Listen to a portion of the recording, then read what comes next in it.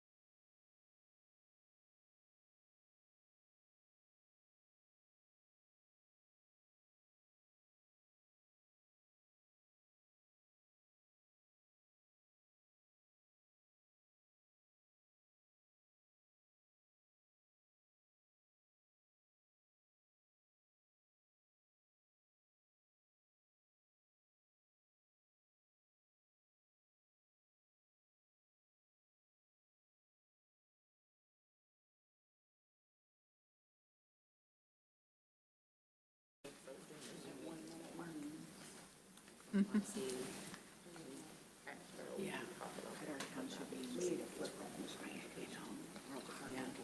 like to call the November Advisory Board of Health meeting to order. If we could rise for the pledge, please. I pledge allegiance to the flag of the United States of America and to the republic for which it stands, one nation, under God, indivisible, with liberty and justice for all. Roll call, please. Leanne Klink, Present. Dawn Folk, Present. Marie Muller, Carolyn Richards, present, Stephen Smith, Present. Monica Standell, Here. Kevin Watkins. Here. Madam Chair, I move to amend the agenda by adding 2 items. Okay, what's your amendment? Second. First, to unfinished business, we never got to vote on Dr. Nevin's September 18th, 2025 memorandum, the medical recommendations for the deployment of primary care services.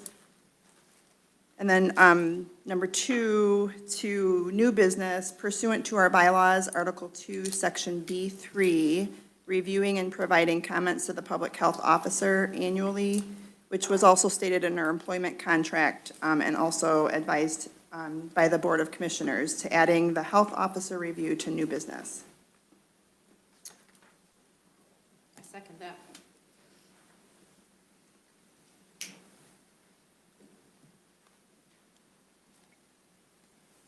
B. Under B2, B. So, to unfinished business, the memorandum, to vote on that memorandum. Yeah. Oh, to the new business, it can go after the new business. No, I'd like to know where you got it from. in the- Oh, in so the bylaws, Article 2, Section B3. And then it's also in the health officer contract. It's in the contract, I just don't know where it is in here, in our bylaws, because we took it out of Oh, our let me bylaws. see. I have it highlighted here.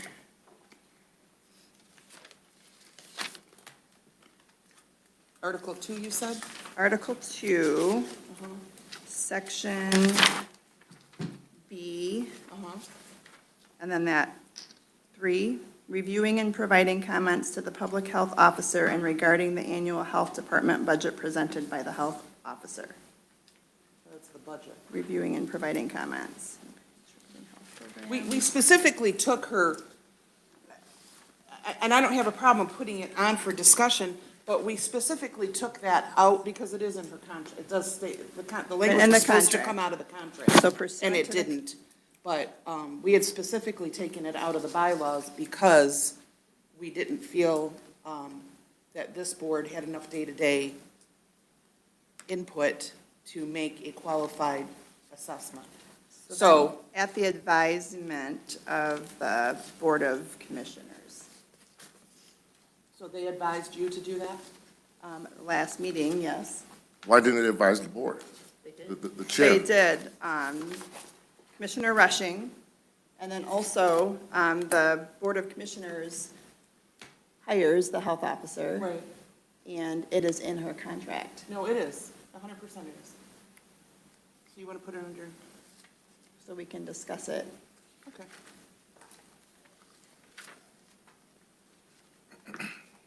Okay, that motion is before us to amend the agenda to include under unfinished business the memorandum of September 18th and the health officer eval. Is there any further discussion? So that motion was made by Carolyn and supported by Leanne. All those in favor? Aye. Opposed? Opposed?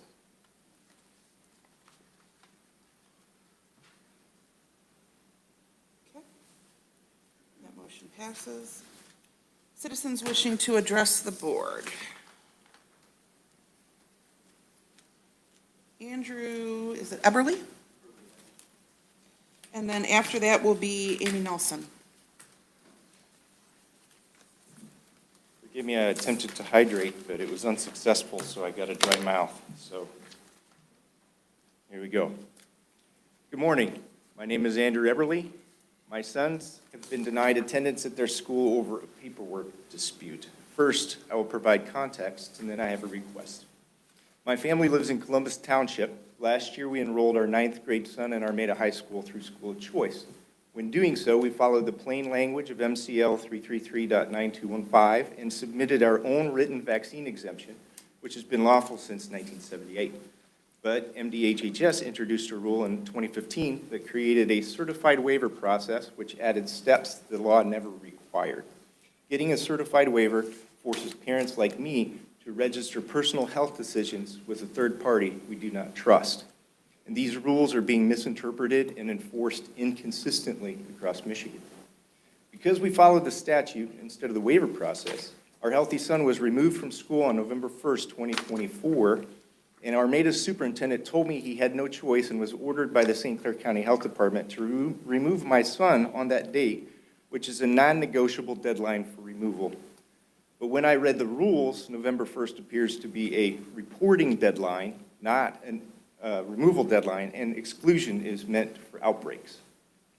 And the health department should have no say in such matters regarding school enrollment.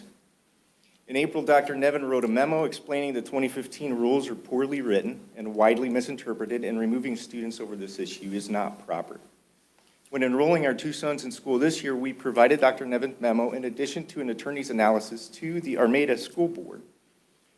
Despite having this new insight, the superintendent removed both of our sons on October 31st and said that they can only attend if we submit to the certified waiver process. He believes he could be guilty of a misdemeanor if he allows students to attend under the statute's written statement exemption. And after removing our sons, the district reported my sons for truancy and sent a deputy to our house. But our sons were only absent because the school forcibly removed them. They had perfect attendance before that. That illustrates the confusion over this. This year, parents across Michigan are reporting similar experiences. Enforcement has tightened and confusion increased because the state has offered no specific direction on how these poorly written rules must be interpreted, nor prescribed a clear enforcement mechanism. As a result, healthy students are unjustly being pushed out of classrooms, and families are caught in the middle of the conflict. My request today is simple. I'm asking this board to help ensure that families are not forced to choose between their privacy and their child's right to attend school. Enrollment decisions should remain between families and schools alone. Local health departments should not be authorized to decide which healthy students may or may not attend school in the absence of an outbreak. Please help to restore clarity so that no more St. Clair County students are wrongfully removed from school. Thank you. Thank you. Thank you.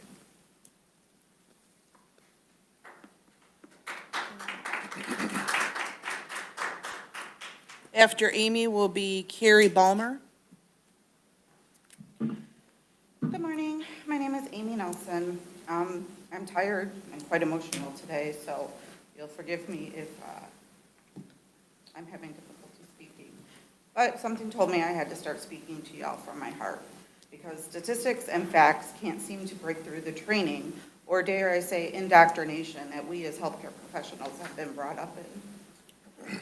I barely made it through high school, but when I went to college and studied nursing, I was a straight A student because something in me knew I had found my calling. I held my registered nurse practice for 20 years, specializing in critical care. For 20 years, I was you. I was following the script, pushing the narrative, and basically working for the pharmaceutical industry for free. 13 years ago, I was blessed with a life-shattering but heartbreaking realization that I and all of us have been lied to. I became a member of Michigan for Vaccine Choice, but honestly, lately, I'm even finding that difficult to fight for the right to choose to poison a child. It's not a choice when all the information is not being shared. The last 13 years have been exhilarating and exhausting. I am trying to spread truth to save people and protect children, all while battling my own chronic condition, brought on 10 days after my last forced flu shot, and supporting my adult children who are fully vaccinated despite having multiple health emergencies following those vaccines, because no one, not even me, knew to question them. My children will probably never become fully independent, and I'm not going to be here forever. And then what? And I did that to them, and you did that to them too. The truth is coming out, and there has never been a placebo safety trial study on any routine vaccine. That is the science, not what you believe, not what you've been taught, and not what you've been pushing. You've been used, and it's a tough spot to be in, but you now know, and you have a choice. So can we just stop? Can we stop the coercion, the threats of withholding rights to push a product? Because we were called to be healers and not drug dealers. Thank you.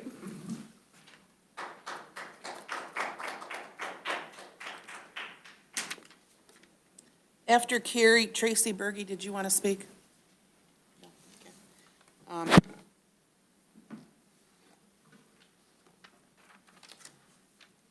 I'm here to talk about the teen health clinics. The teen health clinics that were started in our county in 1986 at the Port Huron High School. It's been talked about on and off with the Board of Health, closing the Yale Clinic and possibly closing the Port Huron Clinic as well. I would like to discuss the statistics around our teens. So 30 to 40% of our county is low income. They qualify for Medicaid. Most of those are working families, people who have jobs and can't afford their insurance. Our for-profit healthcare system is expensive, and it's failing to meet the needs of everyone. A lot of our local doctor's offices are no longer taking Medicaid, so the children, anywhere from ages 10 to 21, who are able to access these clinics don't always have access to healthcare anywhere else. These clinics, again, have been around since 1986, and every single health director that we've had has supported them. The reason being is that the money that we get for these health clinics are grants. It's a grant that we are given that will go to another district, another county, if we don't use it. I want to know, Dr. Nevin, why are you giving up funds that we've used for so long? Funds that our taxpayers pay for, pennies on the dollar, to ensure that the children in our county are able to get health care, health screenings, mental health, things that all children deserve. I want to know why, Dr. Nevin, why are you using our children as a stepping stone to get federal recognition? I feel like you're neglecting the duties that all the other health department or health directors have used to support our children.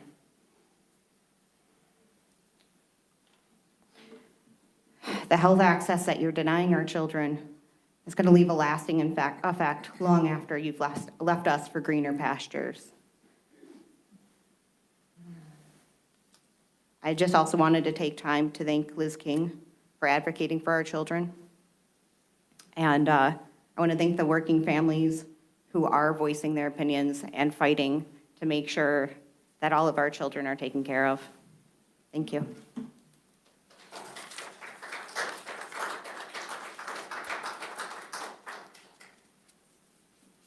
Vicki, did you? Melanie? Yes.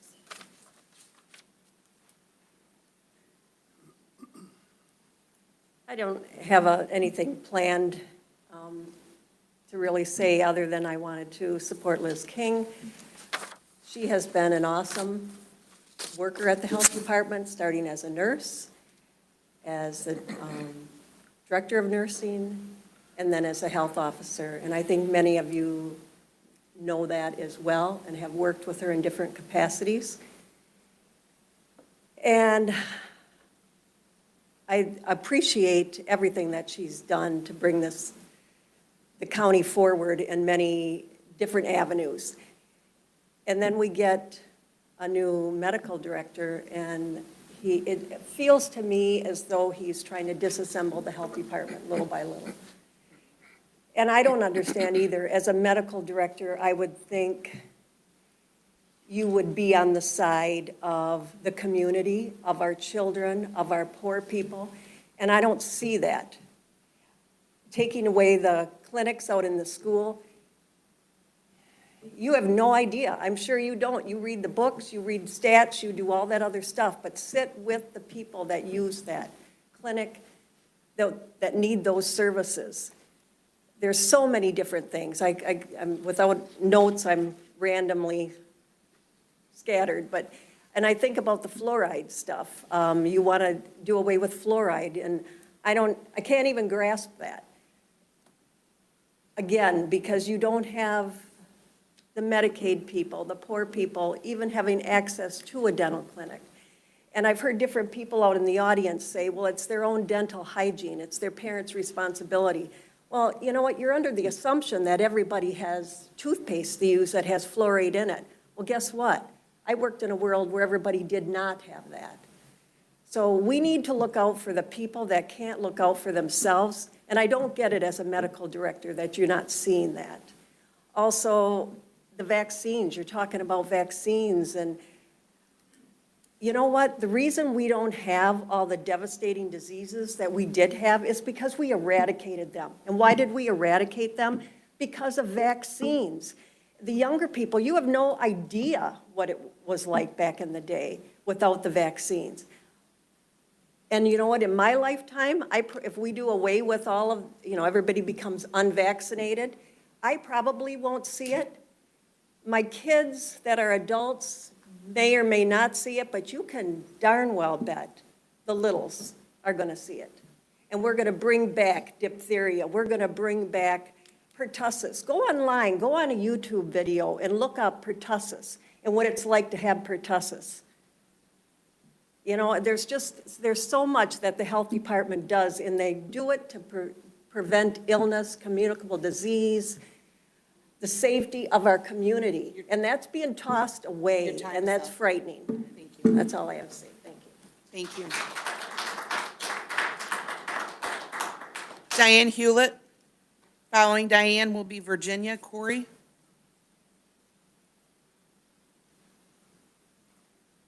Hi, I'm Diane Hewlett out of Riley.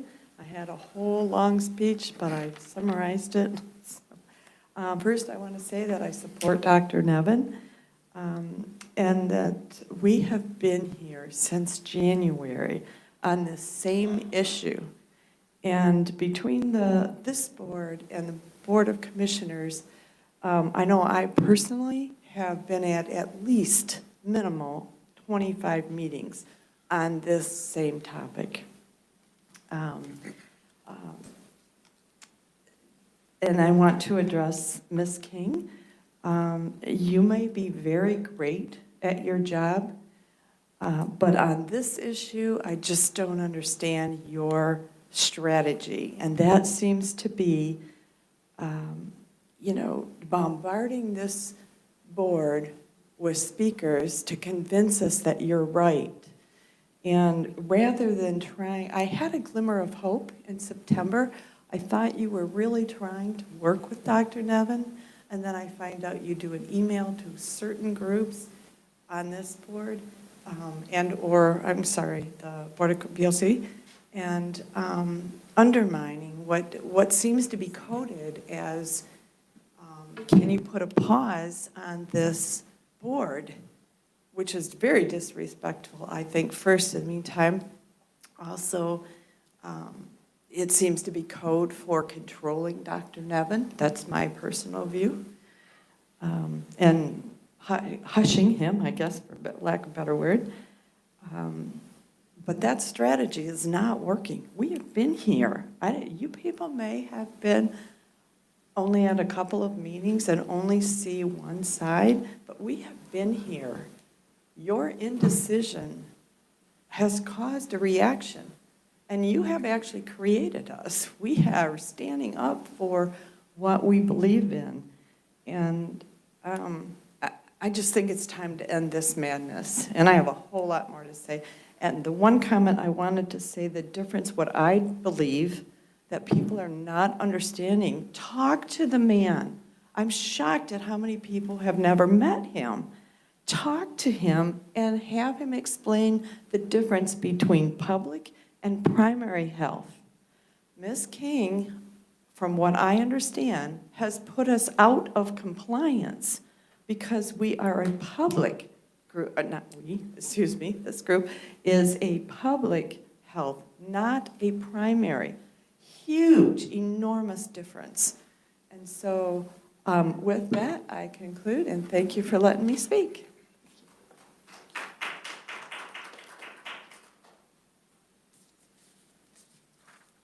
Hi, I'm Virginia Corey.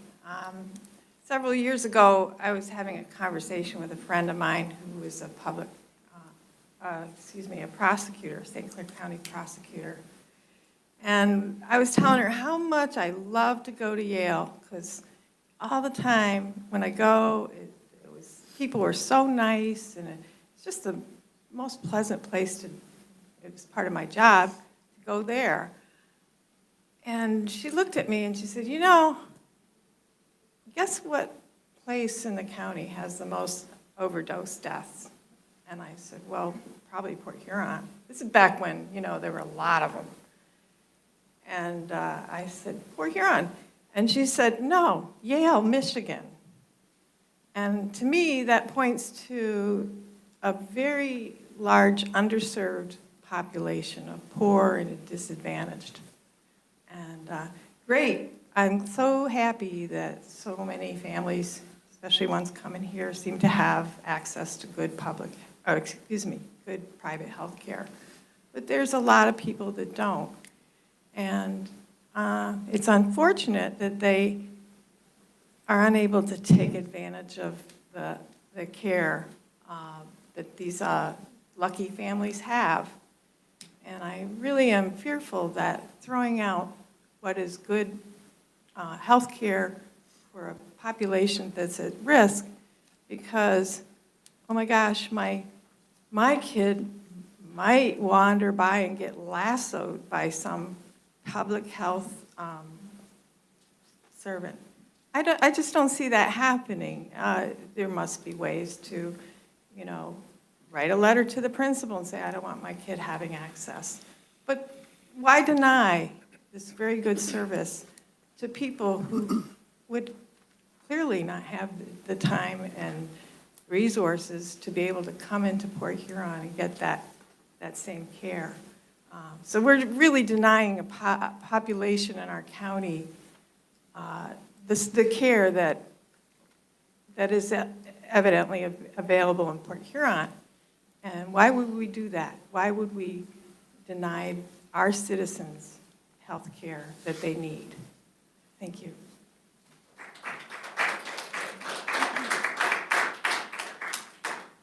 Fred Fuller. Then after Fred will be McCracken's. What's your first name? Randy. Okay, thank you. I am Fred Fuller from Yale, former mayor of Yale, where people are very upset about losing the clinic. And, we're going to lose $180,000 in grant that really is money that belongs to this county, because Dr. Nevin refuses to oversee the clinic in Yale with his pseudoscience. Many people there don't have the ability to have primary care. They can't afford it. And they don't have affluent parents. And this, as I understand it, the clinic has provided very important services very well. And I'm just saying, if Dr. Nevin won't oversee the clinic there, then we ought to hire somebody that will. Thank you. Thank you.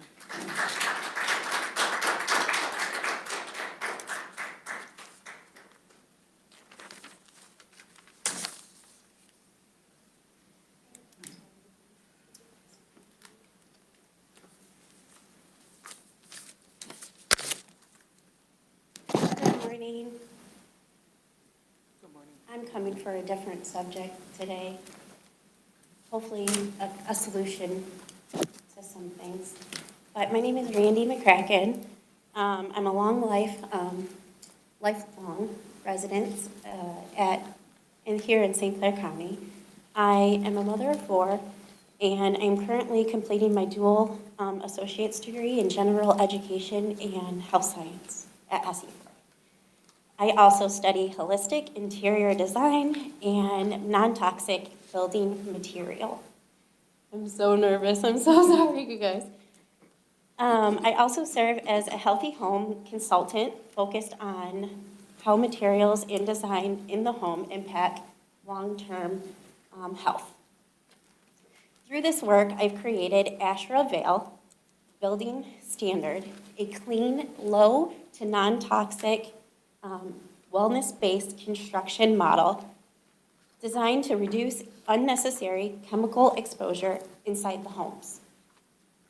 This is not HUD housing, this is not government housing, and it is not funded by the taxpayers.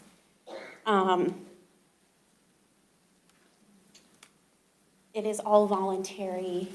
It is homeowner funded. It's just like selecting, your specialty building. It's just a new standard.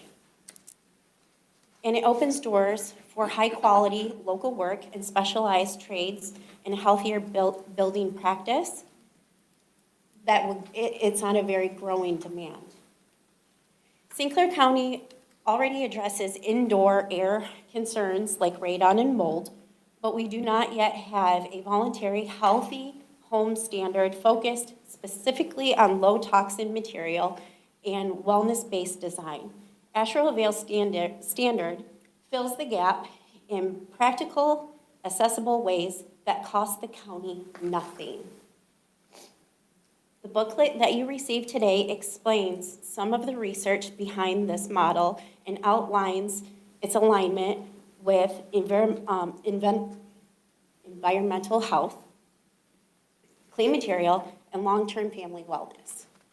There's also peer-reviewed studies in there that I quoted. It's not all of them, but I did put a few in there.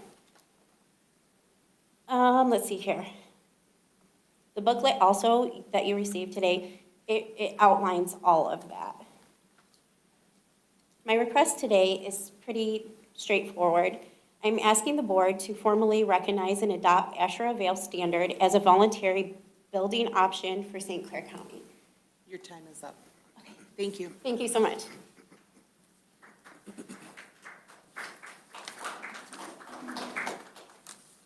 Is there anybody else wishing to address the board?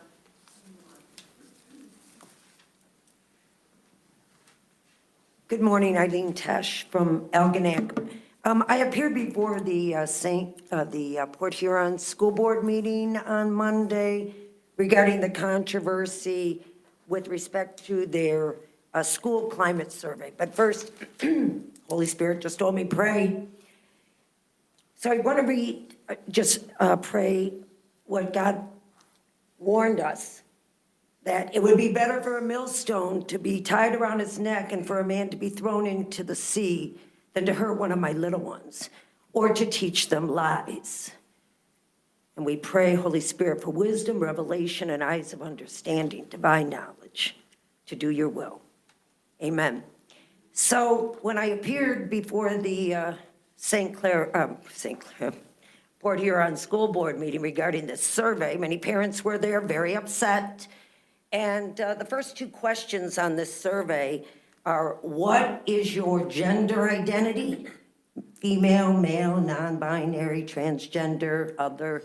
And the second question is, which of the following best describes you? Heterosexual, gay, lesbian, other. And the parents were upset, number one, because there's no question, this is, again, doing it without the parents' consent or knowledge, without respecting parental rights, without, and from the 6th grade through the 12th grade, one doctor was there and said, this is proven to link to mental illness, depression, when you over-sexualize a child. So I asked the board, why are you doing this?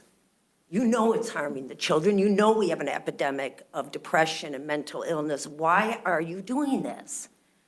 Is it because you don't care, or you want to comply with the state over parental rights? Is it a question of money?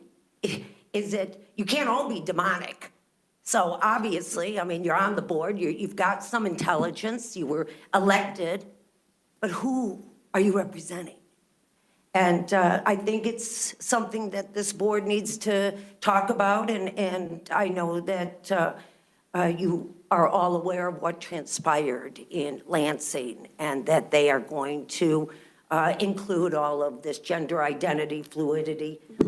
We have the lowest performance in math and English in the country, here in the state of Michigan, and here in St. Clair County. And let's get back to teaching the children. Thank you. Thank you.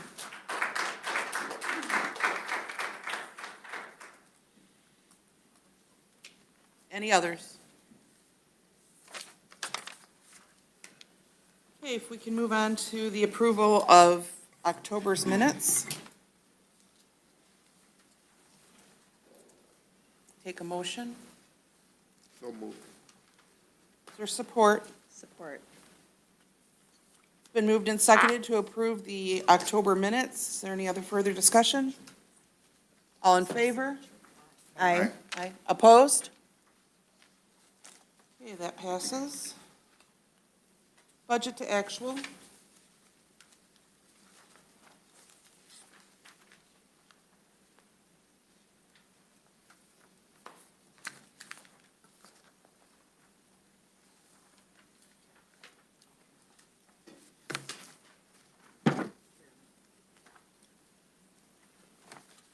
If there's no questions, I would take a motion to approve. Motion to approve. Is that Leanne? Yes, ma'am. Thank you. Support. Been moved and seconded to approve the budget to actual and recommend payment of the transaction registry. Is there any further discussion? All those in favor? Aye. Aye. Opposed? That motion carries. Correspondence. Liz? I included, included in your correspondence is an email from Dr. George Carley. I also emailed that to the group that came in through the advisory board email, and then I forwarded it on to our advisory board, but I also included it as correspondence here. Would you like me to? Yes, can you read that one, please? Oh, okay. I was going to say, or summarize it, but yep, I can read this. Read it in full, please. Subject, withdrawal of interest, St. Clair County Public Health. Dear Liz King, I would like to thank you for your recommendation and support for the public health position overseeing the nurse practitioners in the teen health centers in Yale and Port Huron. I appreciated the opportunity to learn more about the role in the organization.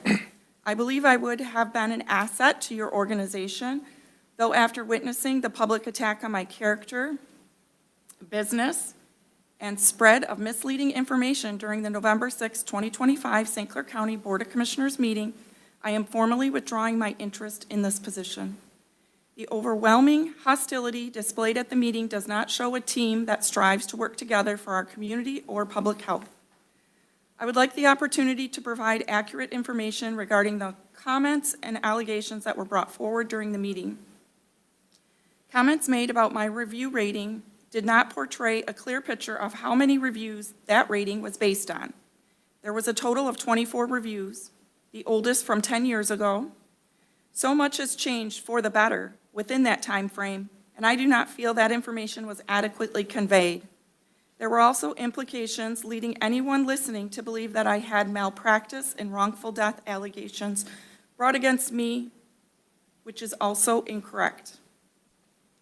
I have never been the physician responsible in a negligent death lawsuit. Finally, my driving record was also brought into question without proper context to support those findings. I have not had a speeding ticket in over 10 years.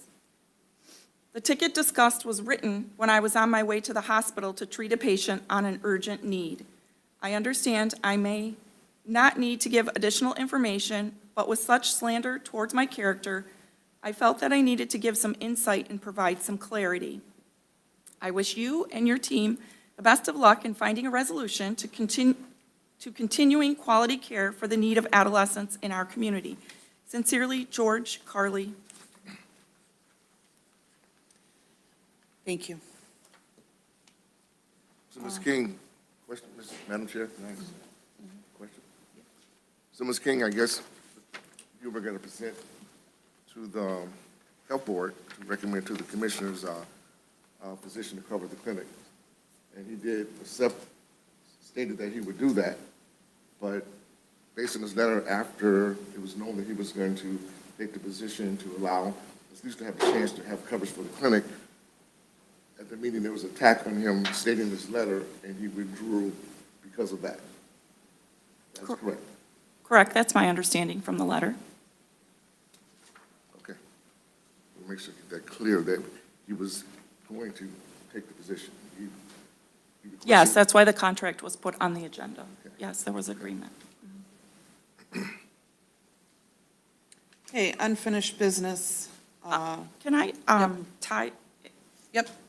Or maybe this is inappropriate on the changes to the unfinished business, but I just wanted to, I have a statement about the clinics, if this would be an appropriate time. It Speaking is, of being Dr. that, yeah, being that we, talking about that withdrawal of the solution at that point. So I have this statement here, and I only prepared the statement. I usually just speak from my professional perspectives and heart, but I had to prepare a statement on this one just so I could get this out, because you're right, it has been a long time to have this discussion on, and maybe not long enough. I guess there's debate back and forth, right? This was August, it's almost a short time period, but it's been a lot of conversation, a lot of public comment. So I understand that everyone is looking for what is happening, what can we do? So at this point in the time frame allotted, between August and then December, as our budget is due for approval to the Board of Commissioners, we have to make a decision whether those funds are being accepted or those funds are not being accepted. We also have a time frame with MDHHS. They have been overly generous to kind of leave us in a gray area and say, what is St. Clair County Health Department doing with this grant? So with that, as well as a lack of local agreeable solutions, barring any objections from this board, it's my recommendation that St. Clair County Health Department not accept continuation grant funding for the Yale Bulldog Clinic. Grant funds will then stay with MDHHS, and future potential outside solutions, outside of the county solutions or resolutions, would be between Yale Public Schools and MDHHS. Madam Chair, may I? Ms. King, your long tenure at the Health Department, has it ever been a time where the funds were appropriated, given, as grants were written, grant monies were sent to the Health Department, that we forfeited, basically sent it back? Has there ever been a time that we had a program that the commissioners agreed on, we put money towards it, in-kind money came from the districts in this specific situation, and then we turn around and refuse the monies to continue on what we stated we were going to do? Has that ever happened before, to your knowledge, as a person working for the Health Department? Not to my knowledge, with the information I have right now to answer that question. I guess I could look back through years and years, but not with the adolescent health grants. I know that, I can say that with confidence. No, not with that. No, I would say no at this moment, without looking back through historical information. So we're trading new waters here. Basically, you're stating you're recommending, because we're kind of forced to, we press against the deadline, that we're actually forfeiting monies for Health Canada to take care of our children in our county. Not a dime is being spent from the taxpayers. This is grant money. And we're giving it back because we want to refuse health care, mental health assessment care of students at high schools in our county, when before we went through a long process to to have those clinics addressed. Not physical plant. Within the school, they have actually remodeled things, their in-kind donation to have the clinic there for the students. And then we use the grant money to pay the nurse practitioners and things necessary. And now we're saying we don't want to do that anymore. We're abandoning the students, the public in Yale, and telling the county, telling the grantee that we don't want the money. Because we chose now not to take care of our students in Yale public schools. Did I kind of make that Well, correctly? those are your words, right? So in my statement, what I'm saying is, at this point, there is no local solution with the time frame given, and yes, I will not be accepting the continuation grant funds. So we apply for them in the beginning, which was 2 years ago. Those were accepted in, those were approved to come in. So this round of grant funding, and what happens annually after that is those dollars are, it's called continuation funding. Those dollars are put into our budget by MDHHS. Those dollars will not be continually funded. I can notify MDHHS. I've had conversations with them. They understood how things were going over the last couple months. We've had conversations. So they are aware that this is most likely where things are at this point. So with that being said, with your hard work, you did have a solution in place. But as far as Dr. Carly covering the clinic for us, so we could have accepted those funds and move on and have that clinic active as we had planned how many years ago for the students of Yale. So you did have a plan in place, but But it was changed sabotaged, yes. What's changed was that Dr. Carly has withdrawn. And to your knowledge, would you think would any doctor in St. Clair County take this on now? Is that part of your decision that basically you stopped looking? When Dr. Carly withdrew, for the reasons he withdrew, you probably thought that there's not a doctor in St. Clair County that puts himself or herself in that position to be attacked like that because they wanted to help. Well, I can understand Dr. Carly's decision from what was said. The physicians in our community have patients, they have businesses to run. So I respect his decision to do that. I understand that. This was a solution. This was a compromising solution. Moving forward, it is allowable under the grant to do this, but I don't think that solution is going to work at this point. Because basically we probably won't be able to find someone to There's a time cover the frame. area that Dr. Nevin refused to cover. There's also the time frame. That's shameful. Liz, may I ask a question? Of course. This does only include the Yale clinic, correct? It does not include the Port Huron campus? Correct. Thank you. Madam Chair, if I could, the September 18th, 2025 memo that I wrote on this topic, I don't think this has been formally discussed at a prior meeting, and as the health officers presented some comments for the record, I'd like to read in my September 18th memo for the record, if that would be permitted. So this was a memorandum that I presented to the health officer prior to the contract being solicited. And the subject is medical recommendations for the development of primary care services. This memo provides medical recommendations and direction for the development of primary care services throughout St. Clair County. As recently noted, there is a substantial unmet need for such services, especially in the county's rural areas. As outlined in my August 1st, 2025 memo, although the provision of primary care services is not a core function of local health departments, the St. Clair County Health Department can facilitate private community health organizations to better meet the need for these services. State-funded school-based child and adolescent health centers, such as have been operated by the health department, serve as an insufficient foundation for the development of more comprehensive primary care services, which are better provided by private community health organizations that can operate outside the constraints of limited state-based funding. Even where appropriate to operate, child and adolescent health centers are not typically operated by local health departments. The majority of Michigan's over 120 CAHCs are operated by federally qualified health centers or other private community health organizations, such as hospital systems and nonprofit organizations, which typically operate CHACs among a broader portfolio of comprehensive primary care clinical services. According to the Michigan Department of Health and Human Services, of Michigan's 45 local health departments, only 11 inclusive of St. Clair County, attempt to operate even a single CAHC. Of the other 10 local health departments that operate such clinics, these oversee a total of only 19 CAHCs. Thus, across the state, and consistent with a focus on core public health functions, the typical local health department operates no CAHCs, and of the small minority that do, these typically operate only a single such clinic. By state policy, participation in the CAHC program necessitates that clinical staff participate in mandated annual state-led educational sessions, largely focusing on politicized topics which are at odds with local values. For example, recent annual meetings have encouraged school-based clinic staff to advocate for diversity, equity, and inclusion, backdoor gun registration through clinic-based firearm screening, and promotion of use of Plan B during confidential patient encounters.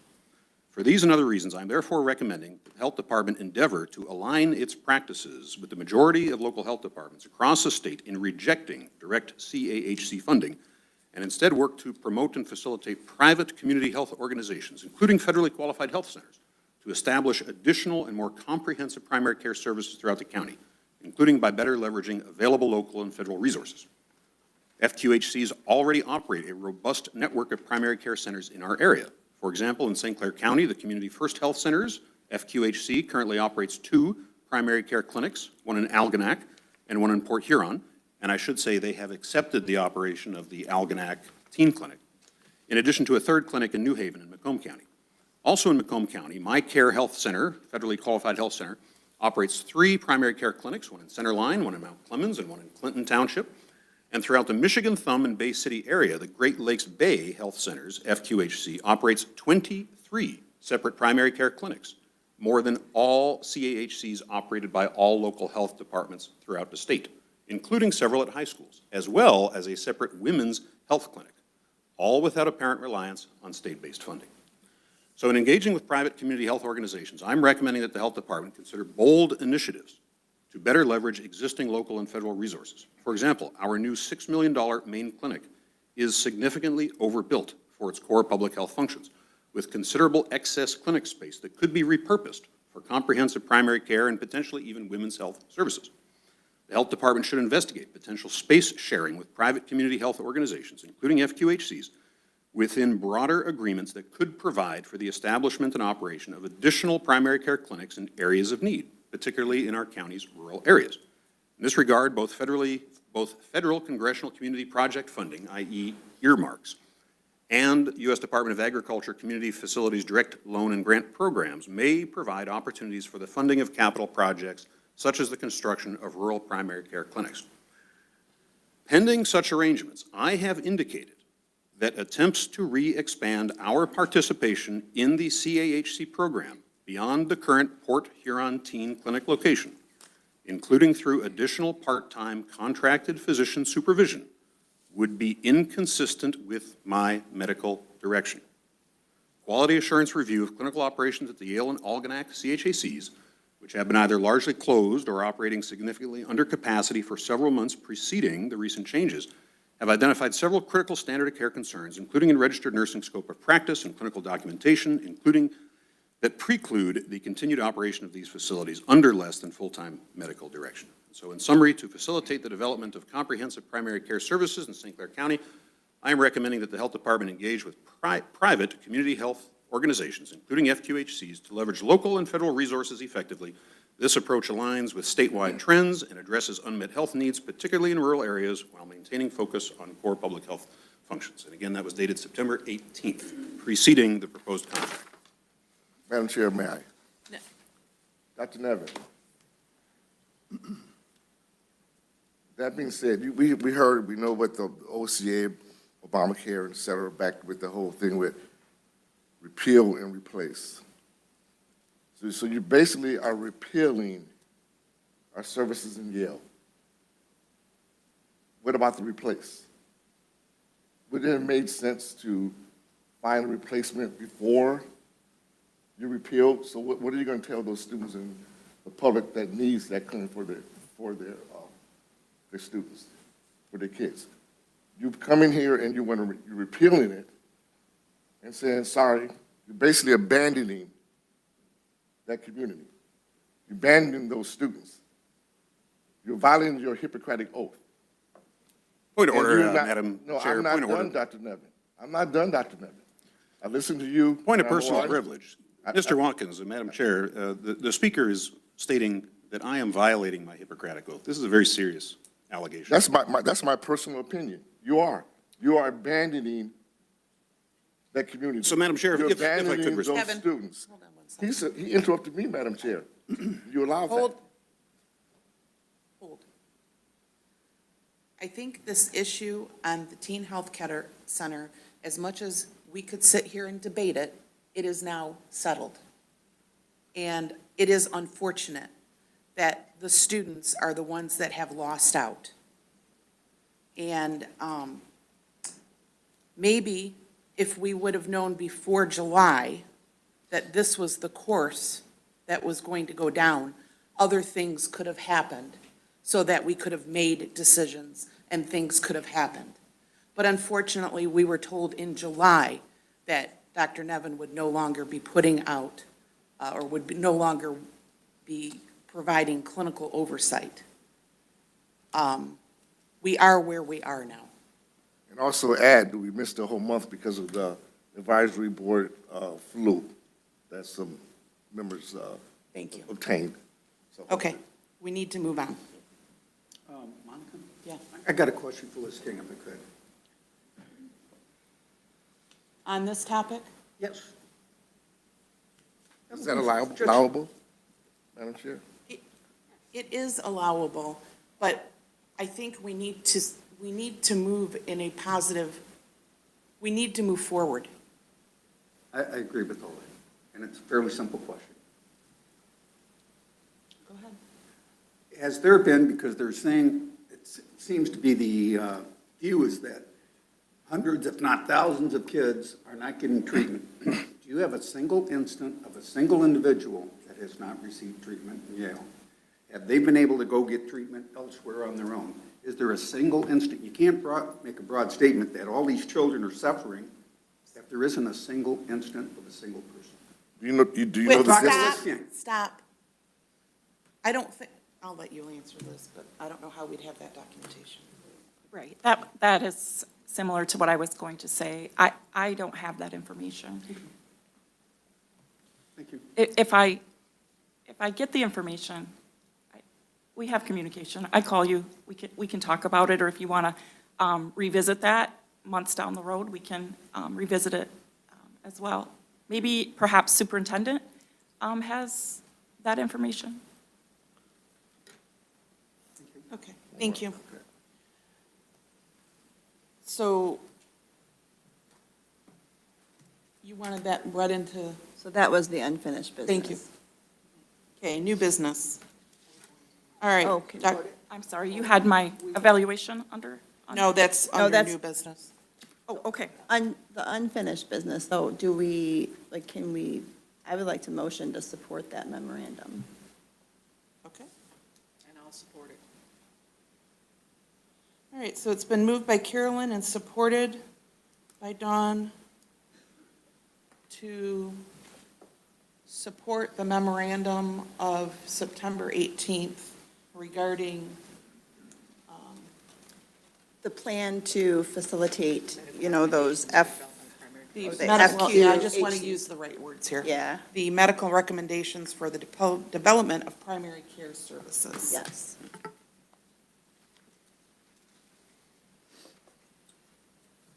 Is there any further discussion on that?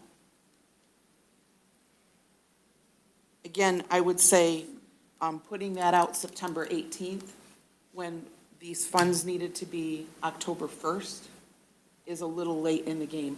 If we would have continued this grant for 1 year and had time to find other agencies to perhaps take that on the west side of the county, we were lucky that Algonac existed, that First Care Center existed, and they agreed to take the Algonac Center on, or we would have 2 teen health centers that we would have closed, with the threat that is still looming on the Port Huron Center. You did say that in an open meeting. And so,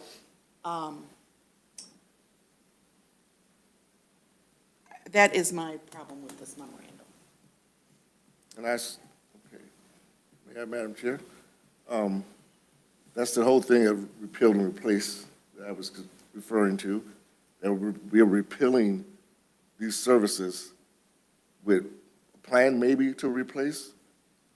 It's obvious we were able to do that at Argonaut, but shameful that we said, Yale, sorry for your luck. And I'd like to maybe purchase a GPS for Mr. Rushing so he can maybe GPS the distance between Yale and Port Huron. Well, I think he's well aware of what the distance is between. I'm I not think sure. every commissioner is. This was a series of unfortunate Events. And The again, mistakes. I believe it's the kids that lose, right? Adults sit around all the time talking about kids, kids, kids. We want to do what's right for kids. But who loses every single time? It's the kids. Thank you for that.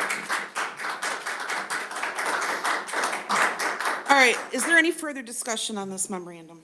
And one more thing, it's like, it's normal. I would like a roll call vote on this, and I want to pay attention who's voting which way. Madam Chair, And I can request a roll call vote. You can. Thank you. I would like to say that in this memorandum, it states that the clinics were largely closed a few months leading up prior to the closure. But also, this memorandum states that we as a health department can work with private community health organizations, including the FQHCs, in order to establish additional, more comprehensive, 100%. primary care. But So, unfortunately, that wasn't done prior to these grants having to be committed to. And there was no time to do that. And so again, we're closing a teen health center, which provided services to kids that vitally needed them in your community and in my community. I understand that. And it doesn't sit well with me. I beg to differ. I don't think you understand that. I beg to differ. Okay. Is there any further discussion? If you could make a roll call vote, please. Leanne Klink, Yes. Dawn Folk, Yes. Marie Muller. No.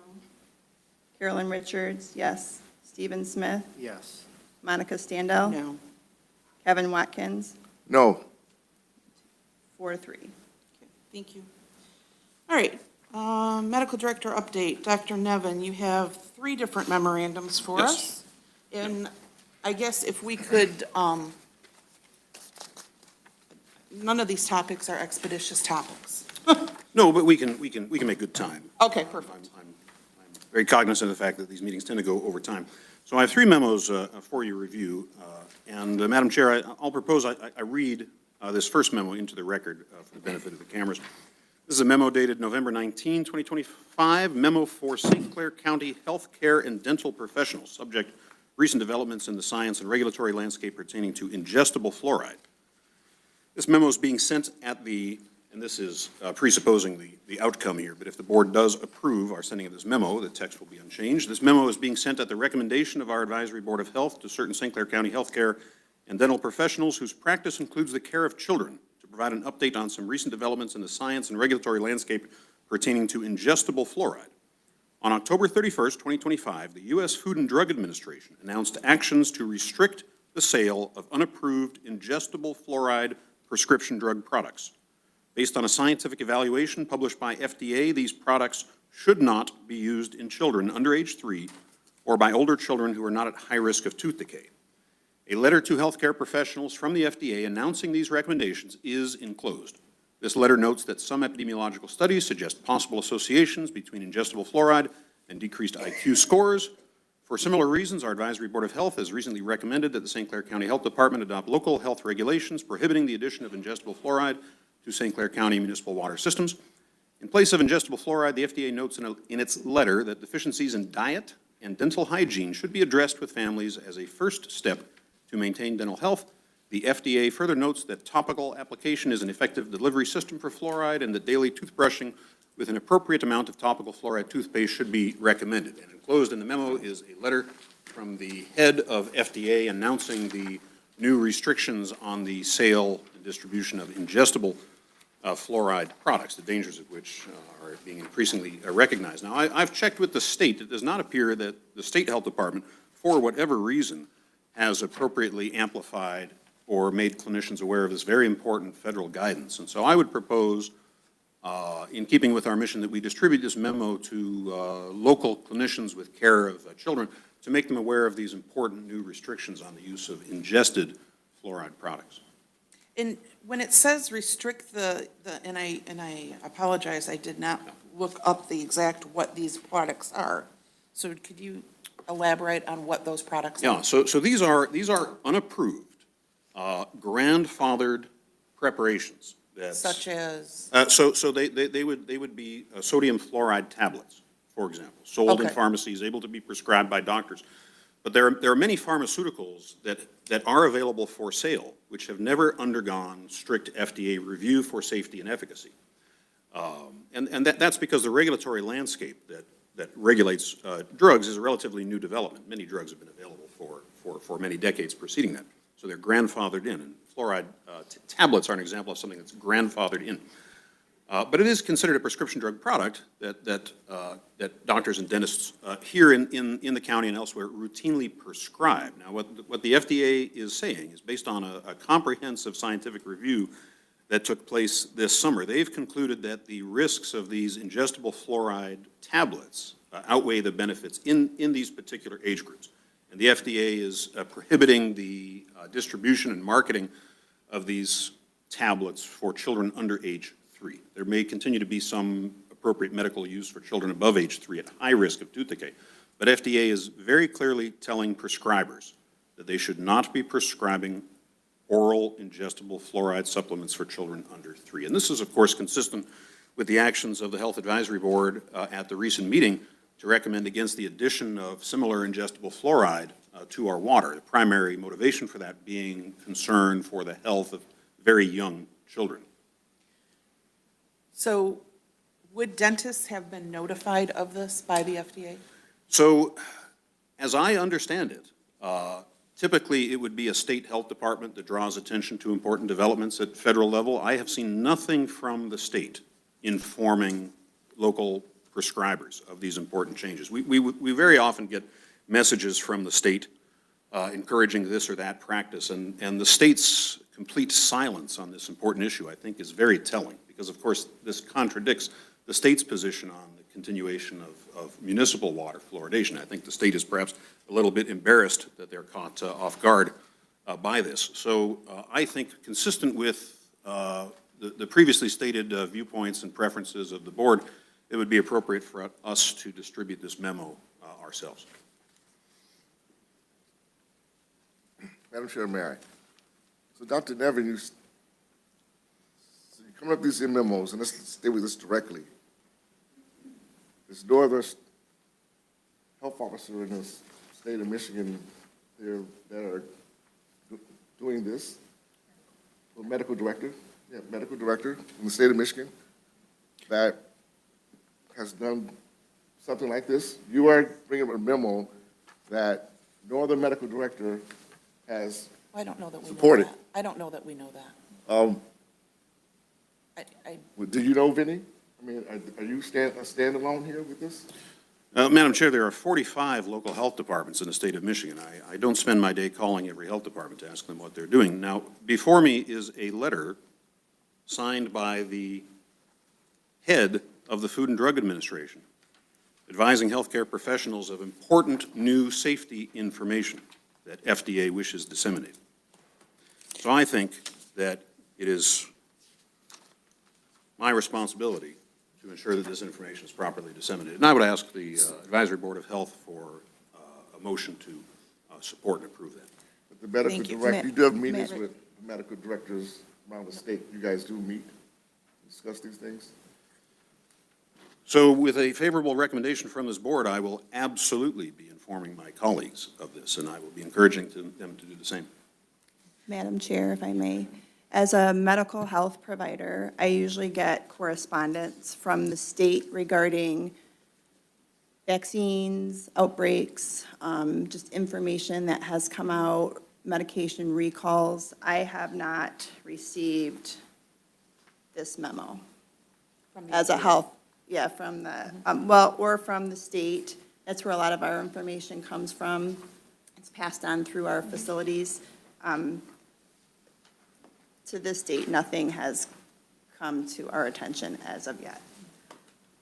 And do you get blanket alerts? So, in other words, you work in the VA, and so your population isn't covered under this? We get blanket alerts, Okay, even thank like you. outbreaks, like children and Yeah. vaccines, yes. Madam Chair, I would like to recommend to the health officer that the health department promote and distribute this fluoride memorandum dated 19 November 2025. The memorandum for the St. Clair County Health Care and Dental Professionals, to have it distributed, please.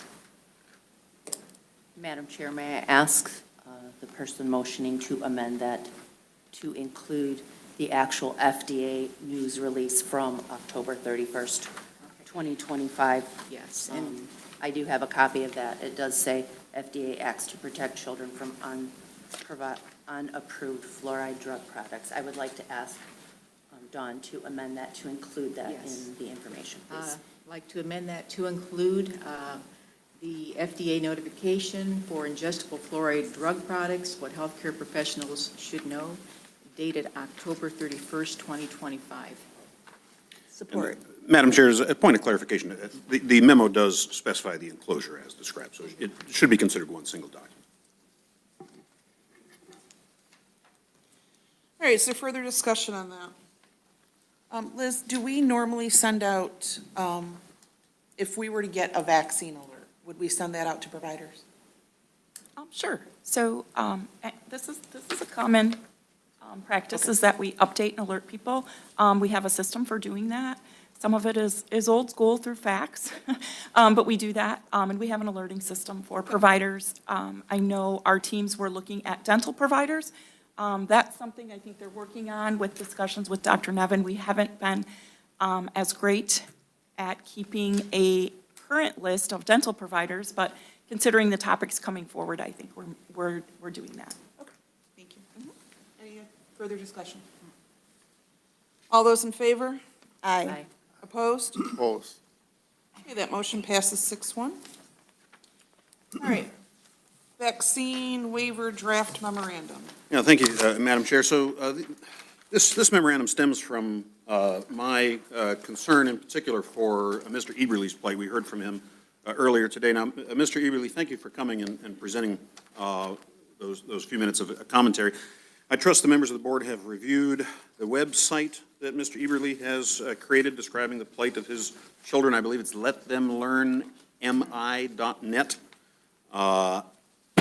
Not included in your packet were comments that I made October 21st, 2025 at the Armada School Board. And Madam Chair, with your permission, this is just 3 minutes of comments. I'll read these into the record to provide some broader context for what it is we're discussing.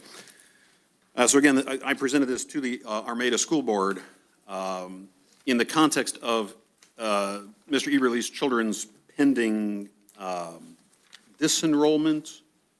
Is that the correct term, if I may? Removal, thank you very much. I'm sorry, before you begin, just at the beginning of your discussion, you said St. Clair County. Right, but wasn't it Macomb County Health Department that would have jurisdiction over that?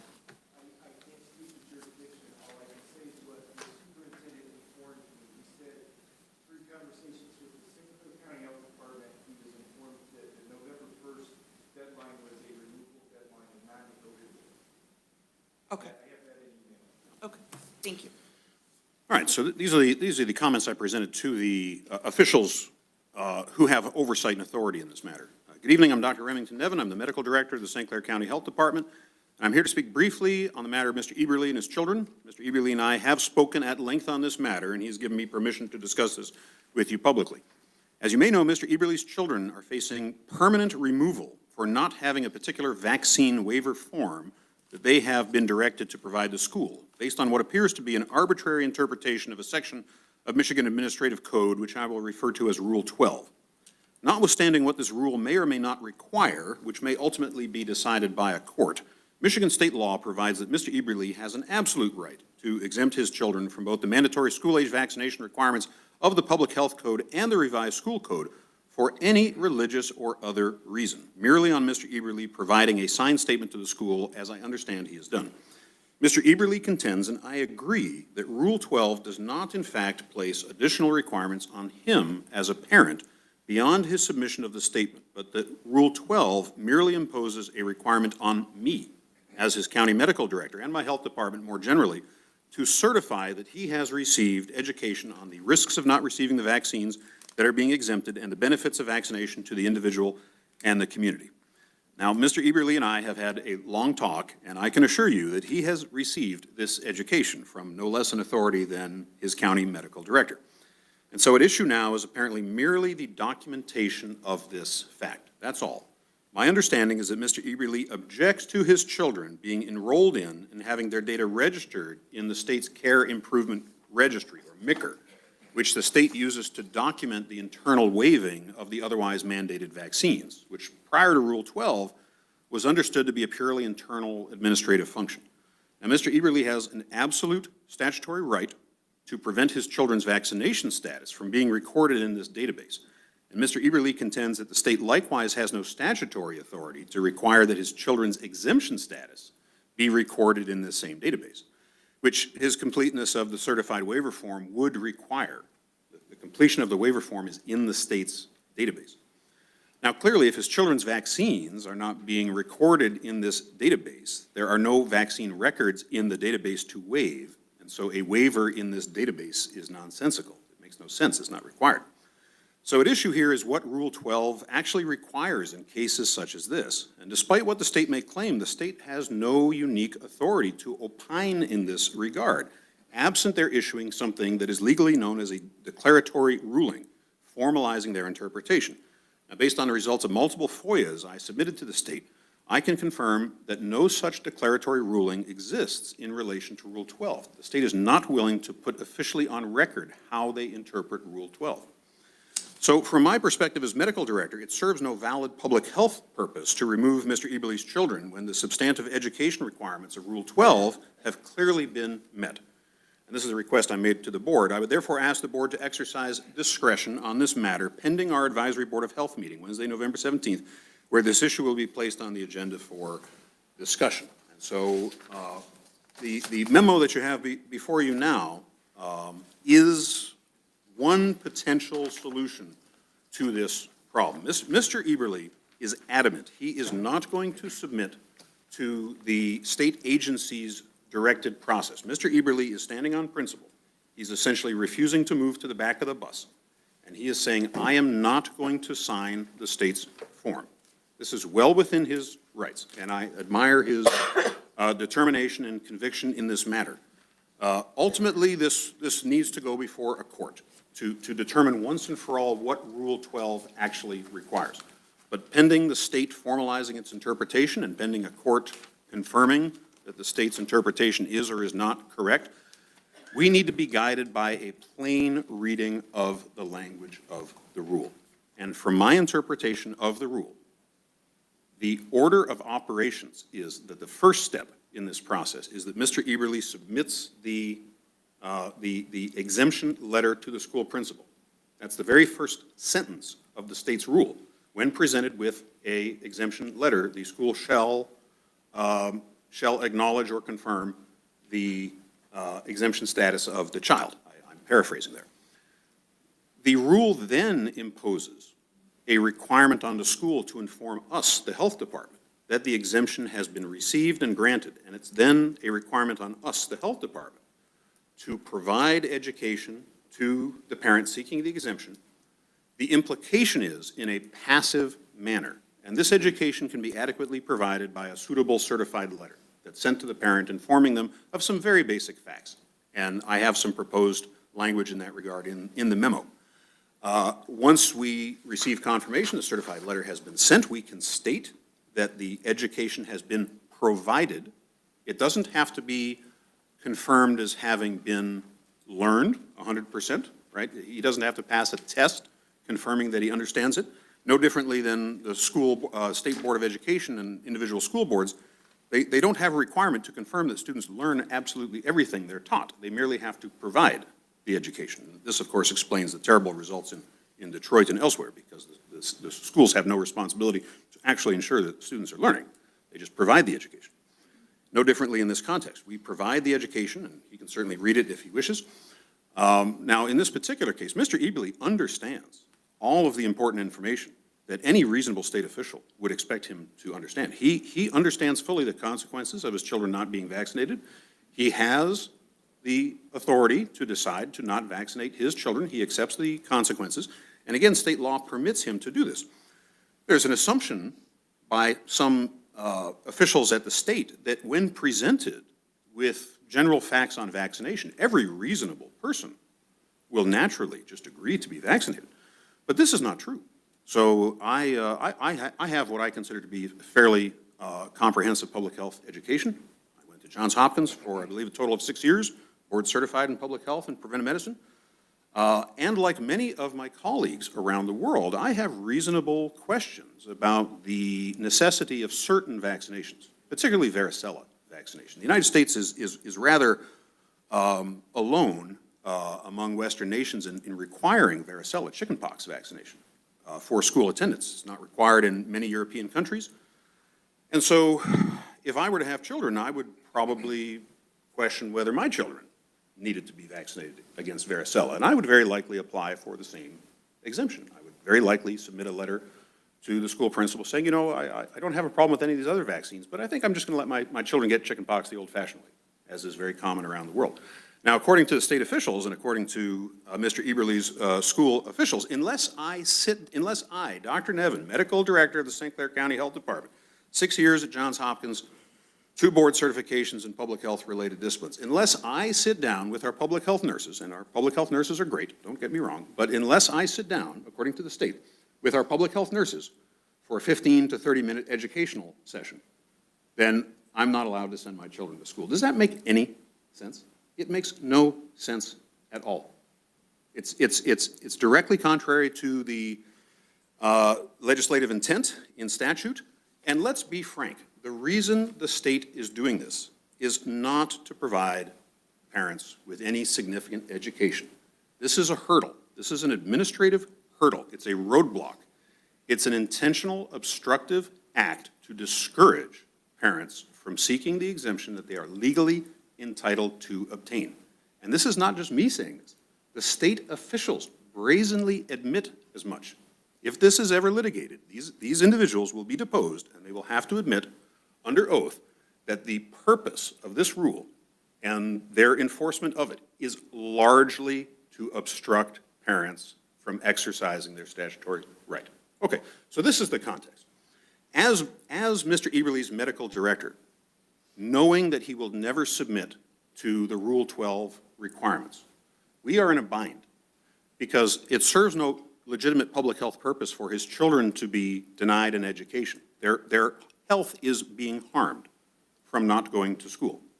Likewise, there's no incremental benefit to attempting to coerce him into vaccinating his children because so many other families go through the Rule 12 process and obtain the necessary exemption, which is recognized by the school, right? So perhaps 10, 20% of the children at his school don't have one or more vaccines. So it really doesn't make, from a public health perspective, any marginal difference if his children are likewise not vaccinated. Again, he has an absolute right to do that.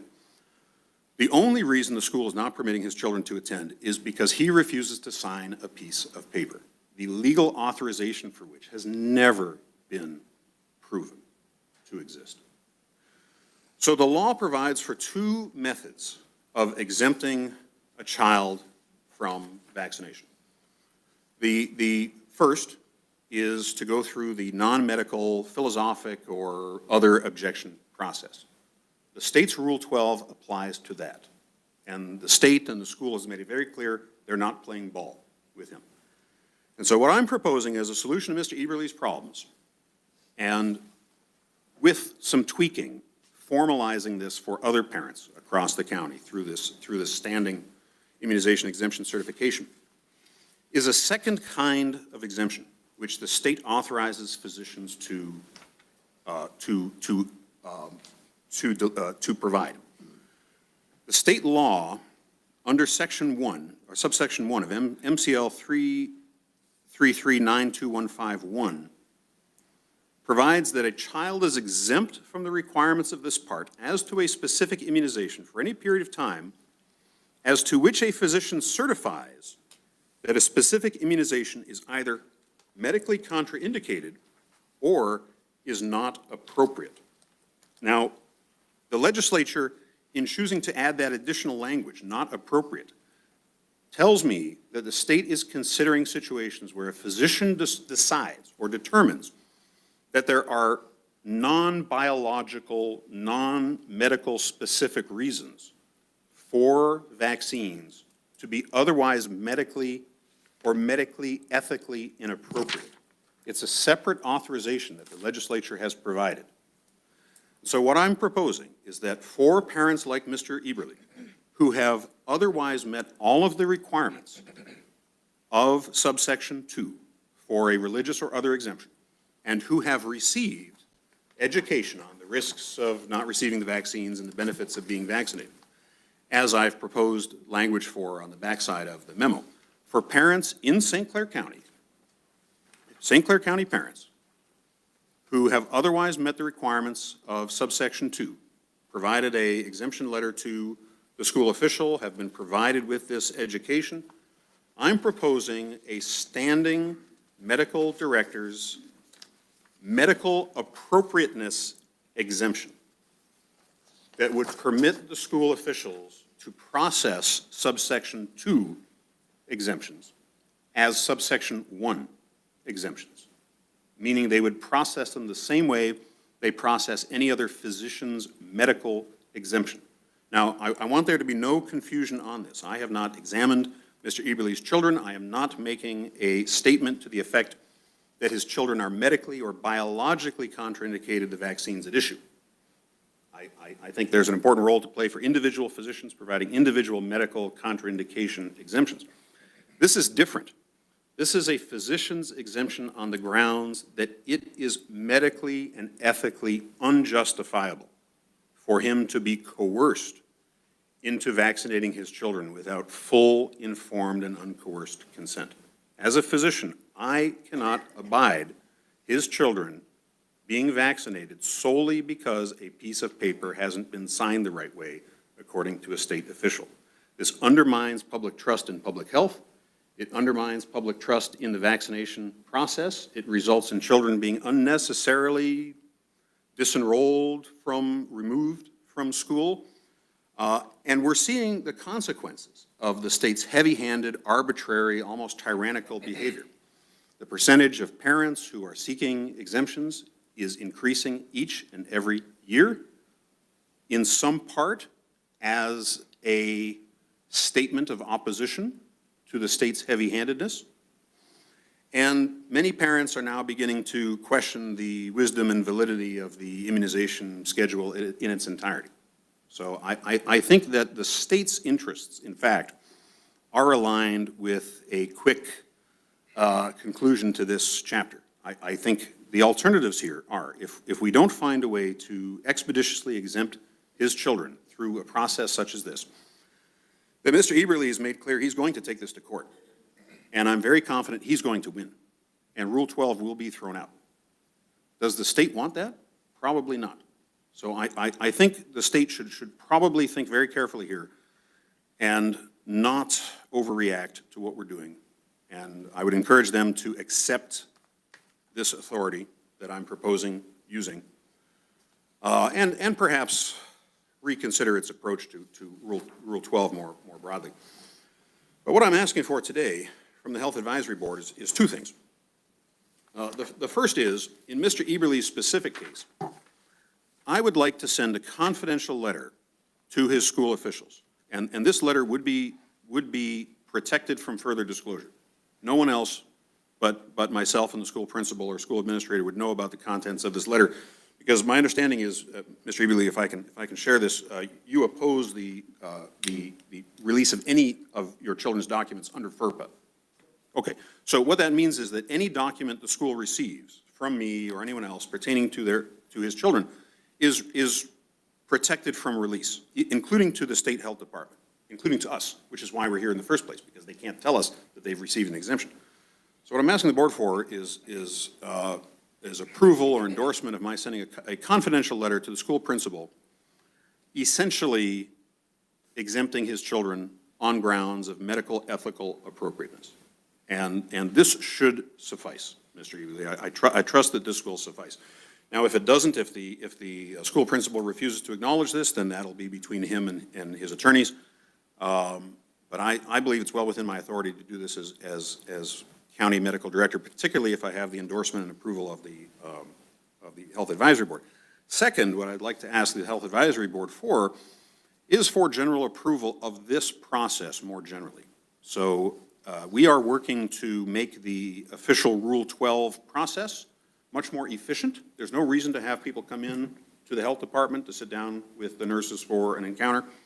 I told you how ludicrous that would be if a doctor decided to exempt their children. Clearly, that's unnecessary.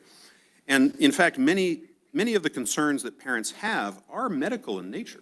Right? The reason why many parents determine they want to exclude their children from the vaccination requirements is they have particular concerns about particular medical aspects of their child's history that, while not rising to a formal medical contraindication, nonetheless have a level of medical complexity about them which is not suitable for general public health and nursing education. It requires counseling with a physician to really go over their concerns and questions. And this memorandum acknowledges that and is intended to be used as part of a revised process that would allow parents seeking a Rule 12 exemption to do so entirely online, to be presented with the concise education, which is shown overleaf on the memorandum. The parents would be offered an opportunity to come in if they wanted to either speak with our public health nurses if they wanted general information about vaccines, or if they want, they can make an appointment with me, the medical director, and I can provide them with comprehensive medical counseling on these drugs, which is tailored to their children's unique circumstances. This is what I'm proposing. We were in the process of developing something like this, but my understanding is we've hit somewhat of a hiccup because the process that we are developing here nonetheless required that parents come into the health department to sign the form. And what I've advised our staff is I think that's completely unnecessary. So the certified waiver form that the state requires under Rule 12 is indeed housed on a computer system, which does need to be accessed here by our nursing staff. And what typically happens is we're logged into the computer system and we turn the keyboard around and we say, okay, just type your name here. And the parent is therefore signing the form. This is what Mr. Eberly correctly refuses to do, because this is quite reasonably outside the state's authority to require. But regardless, this is what the standard practice has been.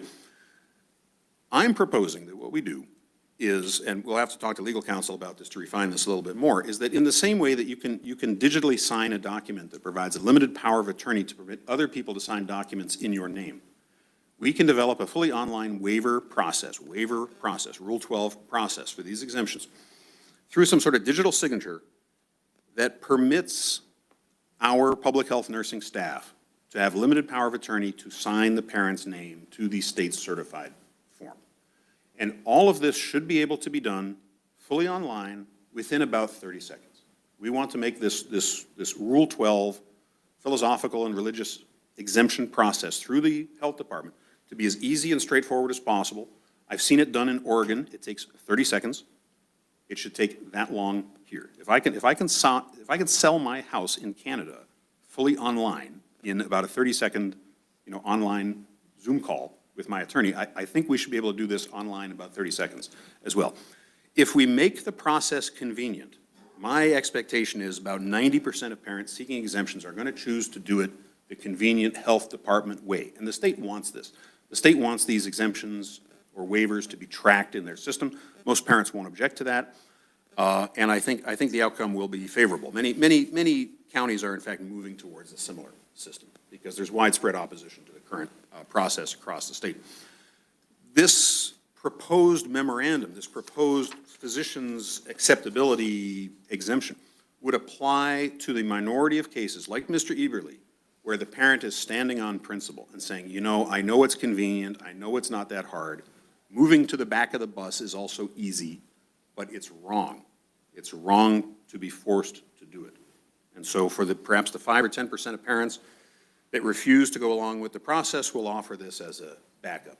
And my expectation is this should solve the problem. And so what I would ask is, in addition to the Advisory Board of Health's approval for my sending a letter exempting Mr. Eberly's children on reasons of medical appropriateness, I would also ask that the board recommend to the health officer that county resources, including use of our county attorney, be used to help refine this standing exemption memorandum so that it has the best shot of standing up once we deploy it with our hopefully revised, fully online waiver process.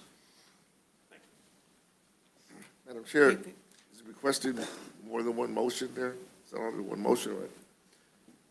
Madam Chair, that's up to the. We have to make the motions. Right, yeah, but I think it's more than one issue. Yeah. Yeah. It's obviously more than one issue. Just out of, you can clearly write that letter without the Advisory Board of Health.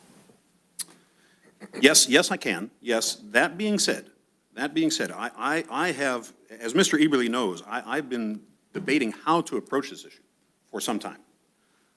And my expectation is that the state may try to make an example out of me if I exercise my powers appropriately in this manner. The state may say, well, Dr. Nevin, we heard you're giving out medical exemptions to people. You know, maybe we should bring you up to the state licensing board. Now, I'm very confident that this will survive any sort of challenge. But to deter the state from taking issue with this, and so that we can demonstrate that this is not just the action of a rogue medical director, but that this represents the will of the people of St. Clair County as represented by the Advisory Board of Health. What I'm asking for is the board's endorsement of this proposal, the board's endorsement of this strategy. If I can state in the letter, and if I can respond to licensing complaints or to the state, that this represents a conclusion of the Advisory Board of Health, I think there will be far fewer problems. Now, this being said, I think to further formalize this course of action, in due course, we should be considering some form of local health regulation to more formally define these terms. So, for example, the education that is required by the state rule is nowhere defined in regulation, it's nowhere defined in law. The state can just interpret this whichever way it wants. One day, the state will say, well, you know, we expect you to have the parents sit down for a 1-hour struggle session and you know, tell them what terrible parents they are for not wanting to vaccinate their children. And other days, they'll say, well, a 5-minute encounter is fine. It's completely arbitrary. So what's needed is clarity as to what constitutes the state rule required education. We have the authority to clarify this through enactment of a local health regulation. And so perhaps in due course, to provide more teeth to this proposed memorandum, we might in due course consider local health regulation. And that local health regulation might also further formalize the authority of the county medical director to issue physician appropriateness exemptions under subsection 1. Now, this is something for another day. We want to address Mr. Eberly's concerns somewhat more urgently, but as a first step to supporting me in this action, which is being taken not without personal and professional risk on my part to support me in this action, I'm asking the board for its endorsement and recommendation that I proceed in this manner.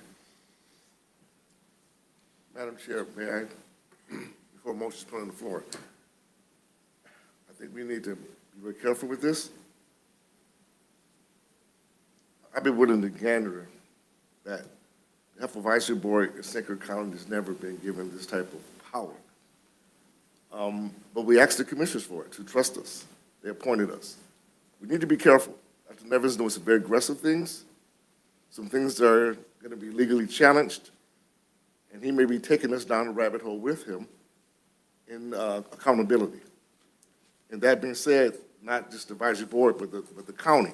I'm sure on his contract here is that things he does, if they sue the county, they can sue him, but they sue the county also, we're responsible, because the county hired him.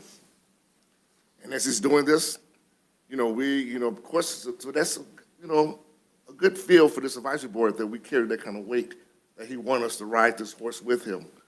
But if we do that, understand the consequences of that. Because if these memorandums, he's basically empowering community people to be defiant, and all these things along many lines, solar, whatever, it's a ton of things. We're getting sued by DTE, but that's another issue. That's the environmental part. But what he's doing now, and the county's that's a problem. This could be a problem as big. And then we could be, if there's a case and we approve what he's doing, we're drugged right into court with him. And Dr. Nevin can leave, but that court case is still here against the county. We can't leave. The county can't leave. So we need to be very careful, and I'm glad you brought that up, of us putting a stamp of approval on his memorandums that he's basically getting ready to take to the state of Michigan, where there's no other medical director in the state of Michigan that supports him. You can, if so, if there's one, please give me his or her name. That they're going to look at that and say, oh, the St. Clair County Advisory Board approved this. That means the county approves this. And we need to be very careful with that. Thank you. Monica, may I also make a comment? In addition to this letter and the statements regarding FERPA and everything else, I would imagine Mahmoud V. Taylor from June 2025 would also give Mr. Eberly some pretty strong support. That would say that that would give us teeth to recommend that we as a board can say, yes, this parent has a right, regardless of how he wants to educate or further care for his child. That is a First Amendment right. And that's basically what we're doing to help discuss that issue today. Yeah, I guess my concern, I can't endorse a confidential letter that I can't see. I don't know what you're writing. I can't endorse something that I don't know what it is, right? And I understand the reason behind confidentiality, right? I totally get that, but I can't say, yep, I support this, and I don't even know what it is. I don't even know what's written on the piece of paper. And I don't know how anybody sitting here could do that. Well, Madam Chair, as a point of clarification, what I'm asking the board to consider is their endorsement of my issuing Mr. Eberly a physician's exemption on the grounds of medical, ethical inappropriateness for his children to require vaccination under the law. So that's all I'm asking the board to do with respect to Mr. Eberly, to simply endorse my powers as a physician, which I think a plain reading of the law provides me, right? The law very clearly states that physicians can provide two types of exemptions: an exemption on medical, biological contraindication grounds and on separate grounds of appropriateness. And what I'm asking, for clarity, what I'm asking the board to do is endorse in Mr. Eberly's specific case, granting him a physician's exemption under subsection 1 on the grounds of it being medically, ethically inappropriate for his children to be vaccinated without the full, informed, and uncoerced consent of their parent. I understand what we're trying to do here is to help this family. And I do think that that was uncalled for, that they took the students out of the school. I really do, just by not signing a paper that doesn't, as you said, absolutely require the signature. If they read it and said, I read it, this is, to me, that would be good enough. But I also agree with what has been said, that I really understand that this would probably give you more benefit if the board stood behind you. And I do get that point. But what are going to be the repercussions? Most likely, this is going to go into a legal issue, not for just you, but the county, this board. It's going to, there's a huge possibility of that in my understanding of how the law works. And for that, I can't also support us standing behind you. Not that I disagree with it, I just, the repercussions of it after the fact, I think would be huge. I support the gentleman and his family fighting for this. Everybody has a right, everybody has freedom, and I support that. But the issue of us, I'll say, being involved, I'm totally glad you brought this up, because I'm sure most of us have never dealt with this at the beginning of when they had to sign the waivers. That was very little discussion of all of that, and it was understood because the state passed the law, and so you just understood that's what some parents want to do. It's their choice. But in this instance, I would not be able to support it either. Madam Chair, I'd like to hear the health officers. I was just Input going to on- ask her on a this. question as well, but. Please. My only comment would be the legal liability, and we'd want to review this with legal counsel, and I think Dr. Nevin alluded to that we had this discussion. He presented this to us, I think, last Friday, and that was our comment, is that we do need legal review, and we don't want to potentially leave the county, the health department, open to liability there. So that's my comment. Yes, from this, and Mr. Eberly, the St. Clair County Health Department, did they have any formal documentation given to the Armada School Board directing them that they could pull those kids out of school, or was it just No. verbal? No, I have not had conversations with Armada School Board, myself or superintendent, and so I can say that clearly. Some of those conversations happen at a lower level, so I will verify with the staff. I'm looking back at our.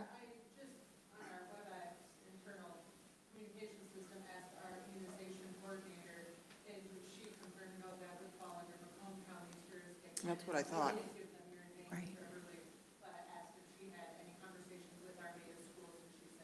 So those things get a little sticky when we're between jurisdictions. So I believe that would be a school rule for them, or a Macomb County rule, although Mr. Eberly and his family are St. Clair County residents. So we're dealing with two interjurisdictional issue, I That's think. why I asked for the clarification, because.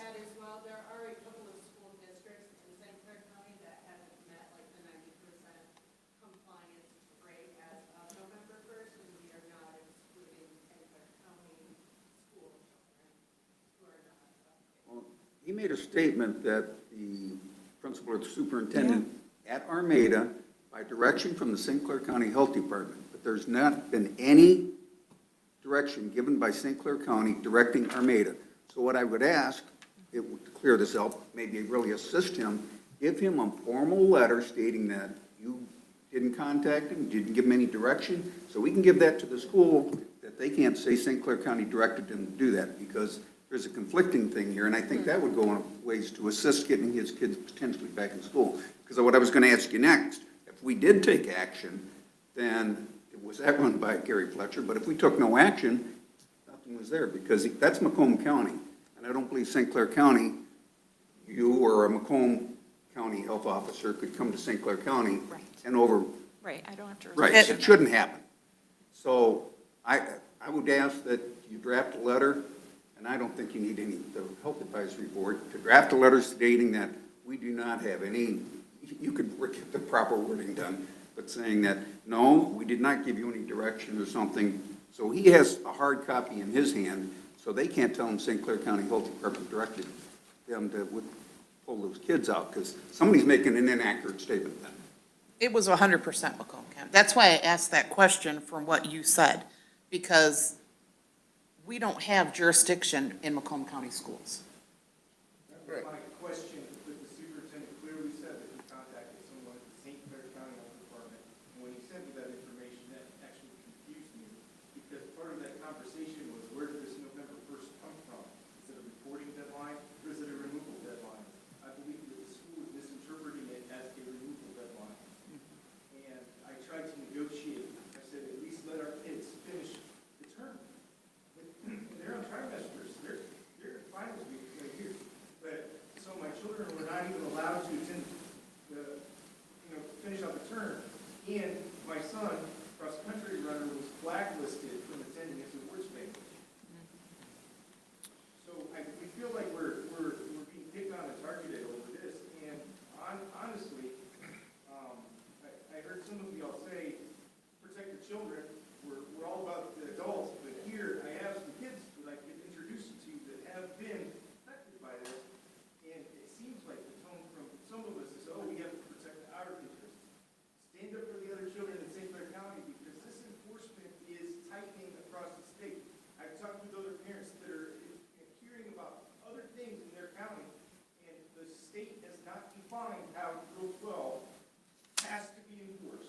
Correct. And so schools and health departments are forced to do that for themselves, and I believe that's what Dr. Nevin is asking you to do, is define it. Understood. Madam Chair, if I could. Yeah. If you're going to draft a letter, you make that decision if you will or not to assist, at least so there are clarifications from the St. Clair County Health Department. If you do, would you give me a copy of it if we I will. decide to do that? Madam Chair, if I could read directly from the pertinent regulation. So the question arises in borderline cases like this, where there's potentially joint jurisdiction, which health department has authority. And the state's very clear that both or neither do. So let me read you the language. As used in these rules, appropriate local health department means the local health department that has jurisdiction where an individual who has a disease or condition that is required to be reported resides, or the local health department of the county in which the service facility is located.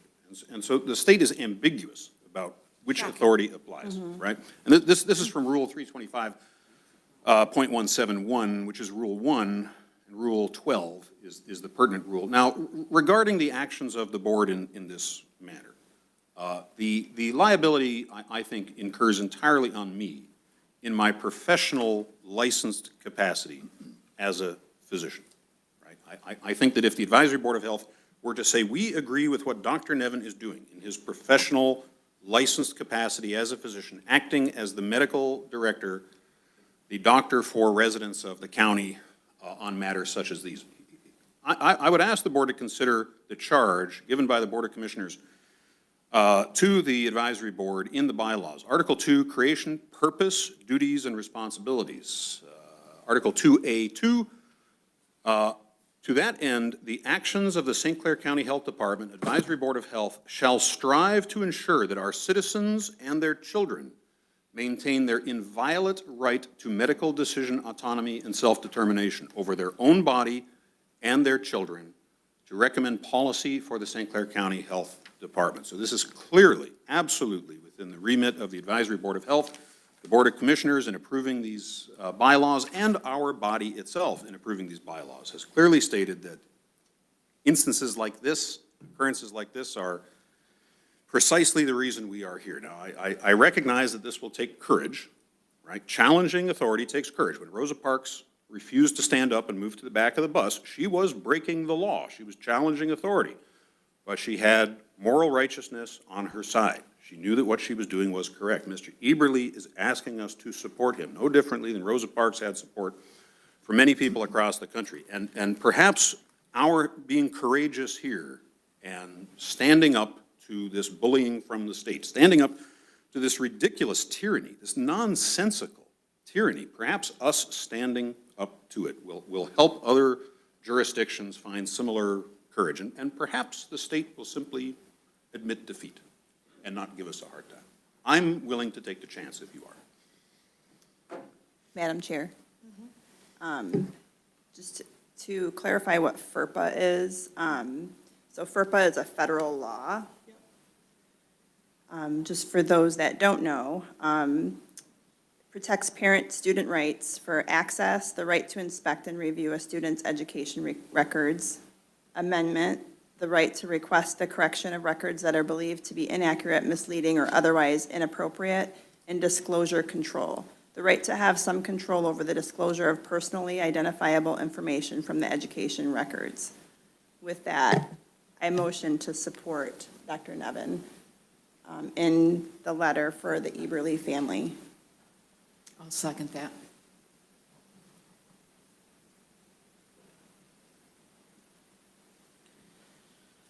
Okay, so your motion is to support what?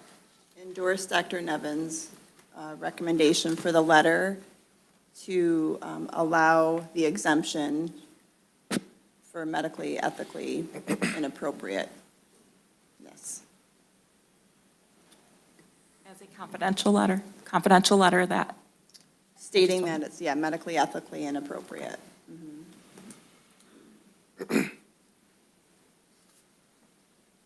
Discussion. Yeah, Madam Chair, a couple points. One thing, we'll make a point, that this is recorded. It's important what we do here, we have to be careful, because we set some important precedence here. But that precedence has helped me in make my decision. If Dr. Nevin reaching out to the audience to clarify, to explain what he wants, even us from the board here reaching out to people in the public beyond audience participation and communicating. So with that being said, we set precedents for future meetings that to other people to do the same. We can't discriminate. If people have issues and they can add something, or we have questions, we have proven how that it was allowed, and it did help. It helped me with this one. So make sure that you know that has occurred today.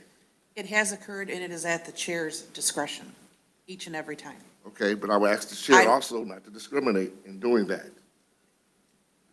That's very important. It's a fine line there, Madam Chair. And I will tout that line. Okay, thank you. I'm just making a point of information. Nothing, because basically, Understood. it helped me today. I just like to make this one comment, Dr. Nevin, I took offense of you using Detroit students in schools as an example. I feel that was gaslighting, and that was unnecessary. That's my discussion. I think maybe, Dr. Nevin, it would have been helpful if you had given us more of that information about the legalities or I mean, just reading this, I wouldn't say I was aware that I had to go and look up our bylaws, and I had to look up all the other laws that were involved that you have mentioned throughout this discussion. And I think that probably too had some, just like now, you looked it up. And so now we have that information too.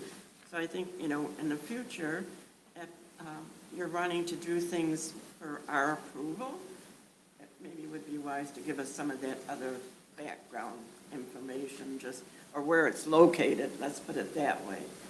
As I said, I don't know bylaws by heart, and I didn't bring a copy of them. So just that was one small thing. But certainly, more discussion we've had, which is very good. Things are changing as to how this should be handled, I believe. Madam Chair, if I could, so of course, this follows on from the April 15th memo of this year that I distributed. I believe someone took issue with it being 36 pages. So I did attempt to provide as much legal background as possible for the rationale behind these actions. Of course, I assume members are familiar with our bylaws, as it is our governing document. And as you can see, the memo I've proposed is quite detailed. It references several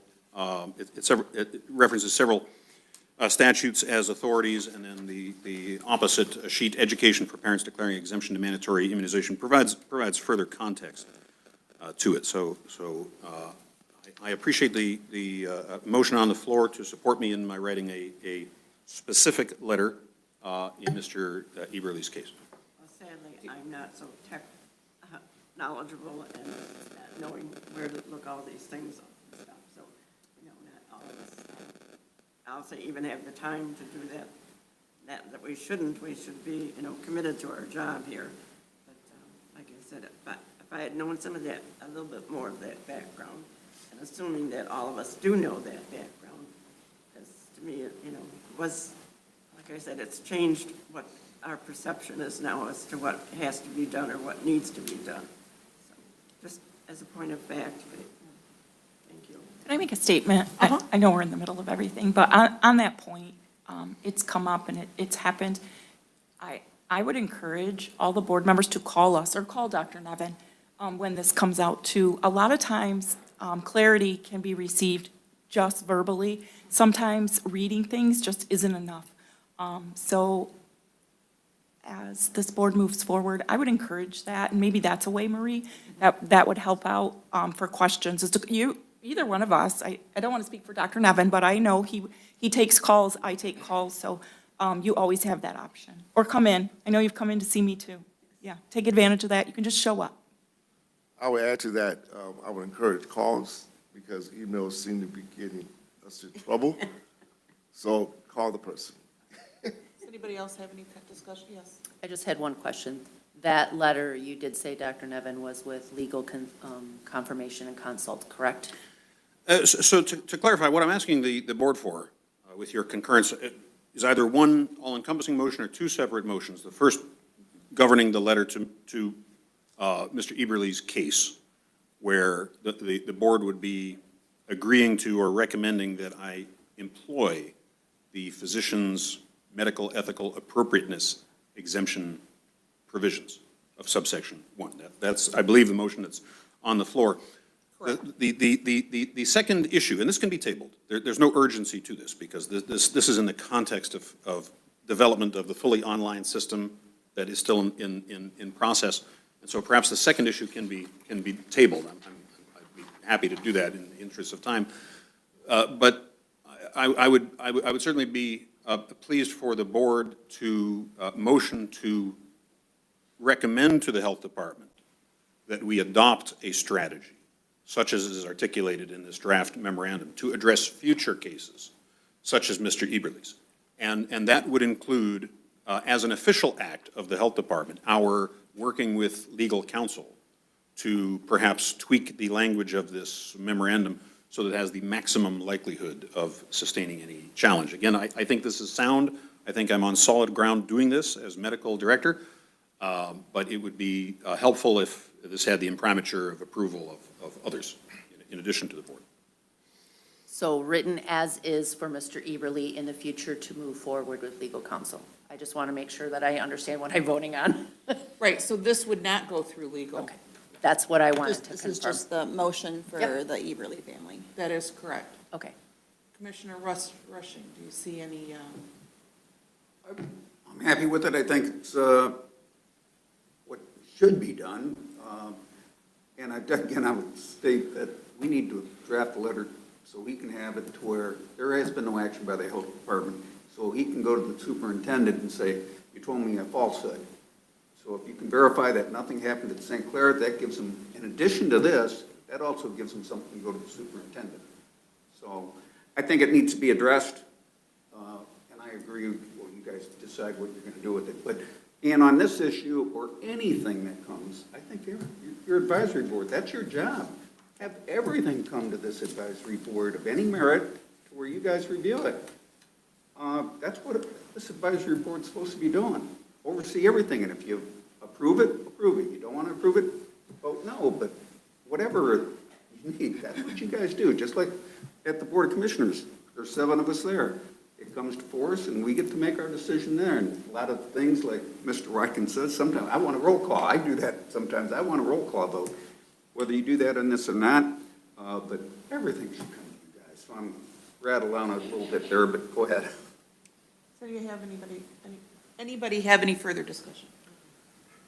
This sounded, we talked about another potential motion while we had this one on the floor. The motion on the floor. The motion on the floor is is to endorse a letter for medical and ethical exemptions written by Dr. Nevin in the Eberle case. That's what this motion Okay. is. Any further discussion? All those in favor? Aye. Opposed? Okay, that motion carries. Thank you, Madam Chair. Mr. Eberle, I'll get with you after the meeting to make the arrangements. Thank you. To the second part of Dr. Nevin's request. Monica, I'd like to move that we table that until that is further clarified and fleshed out for the request. So we're going to table the education for parents declaring exemption to mandatory immunization. For Rule 12, yep. Until that is further fleshed out and gone through legal, so that we have a better clarification and understanding. Support.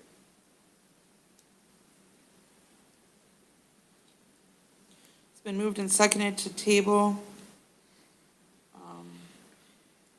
the parents declaring exemption issue. Is there any further discussion on that? We'll get that sent to legal, right, Liz? Yes.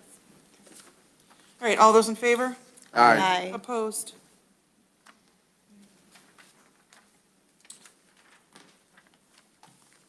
Dr. Nevin? Okay, thank you. So I have one other item on the agenda, and we'll make this fast. I'm not going to read this memo into the record, but we may have forgotten about this. This was July 23rd, 2025. You should have a fairly large packet before you, and this is titled Conflicting Federal and State Guidance Regarding Vaccine Information Statements. So I have an update on this. Essentially, to summarize, what I've discovered over the summer is that there is a very obvious conflict between what federal law requires regarding what has to happen around the distribution of, around the administration of immunizations, particularly to children, and what state law, as interpreted by the state, is requiring. Now, if you'll review in your packet, towards the end, the second last page, you'll see the Public Health Code, section 3339206. This is the second last page of your packet, Exhibit 4, and I'll direct your attention to paragraph 2. Before, this is state law, before administering an immunization agent to a child, a healthcare provider shall notify the parent on a form, and we're going to stomp our feet here, on a form provided by the department of the right to object to the reporting requirement described in subsection 3. Now, a form, by any reasonable definition, is a document such as this that has checkboxes, calls to action, a place to write information. A form, when you hand someone a form, the expectation is they will consider filling it out and handing it back, as opposed to a document which you're given and you simply read. There's no call to action, there's no checkboxes, there's no lines, right? So form, I don't know if any case law has ever defined form, but it's sort of like pornography. You know it when you see it, right? And we know what a form is when we see it. It doesn't need to be defined in law. So this is the form that the state uses when a parent wants to object to the reporting of a child's immunization in the MICR. As we saw today, many parents object to the state keeping a record of what vaccinations their children received. You know, many children take drugs for asthma. The state does not record in a database every time the child takes a drug for asthma. Many children take multivitamins every day. The state does not record in a database every time the child takes a multivitamin. And likewise, some parents would argue there's no reason for the state to record every time they get a vaccine. And of course, with 80+ vaccines in the childhood schedule, that's an awful lot of records. So state law provides that parents can exempt their children from these reporting requirements. But the legislature very clearly intended for parents to be given a form at the time that the immunization is issued.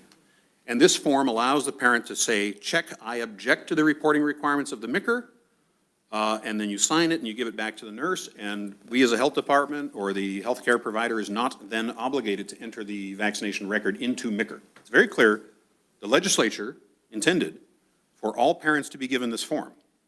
Now, the state health department, never letting a law get in the way of what they want to do, because this is the state's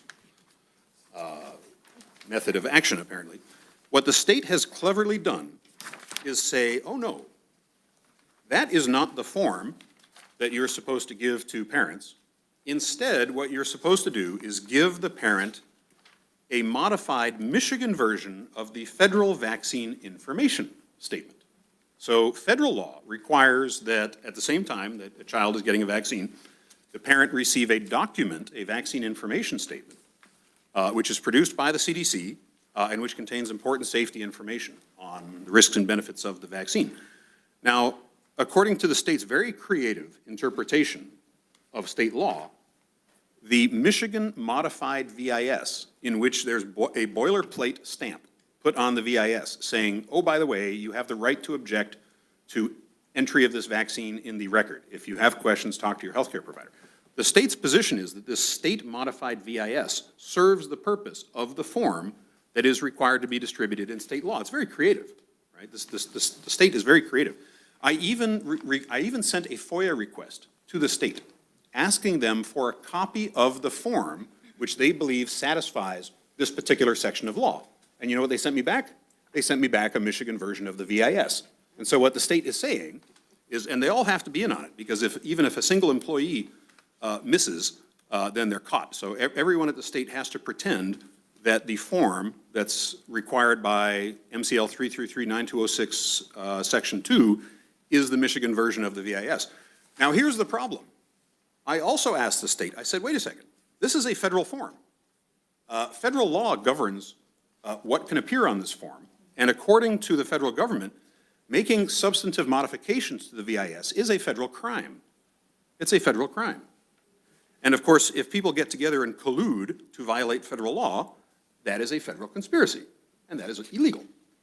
So I contend that it's quite possible MDHHS is actually conspiring to break federal law by claiming, against belief, that the Michigan Modified VIS, which modifies a federal form without permission, does in fact constitute the form the Michigan State Legislature wants distributed before every immunization. Okay, so I also sent a FOIA request to the state, asking them for any documentation of correspondence between them and CDC, that they have obtained federal permission to do this, to modify the VIS.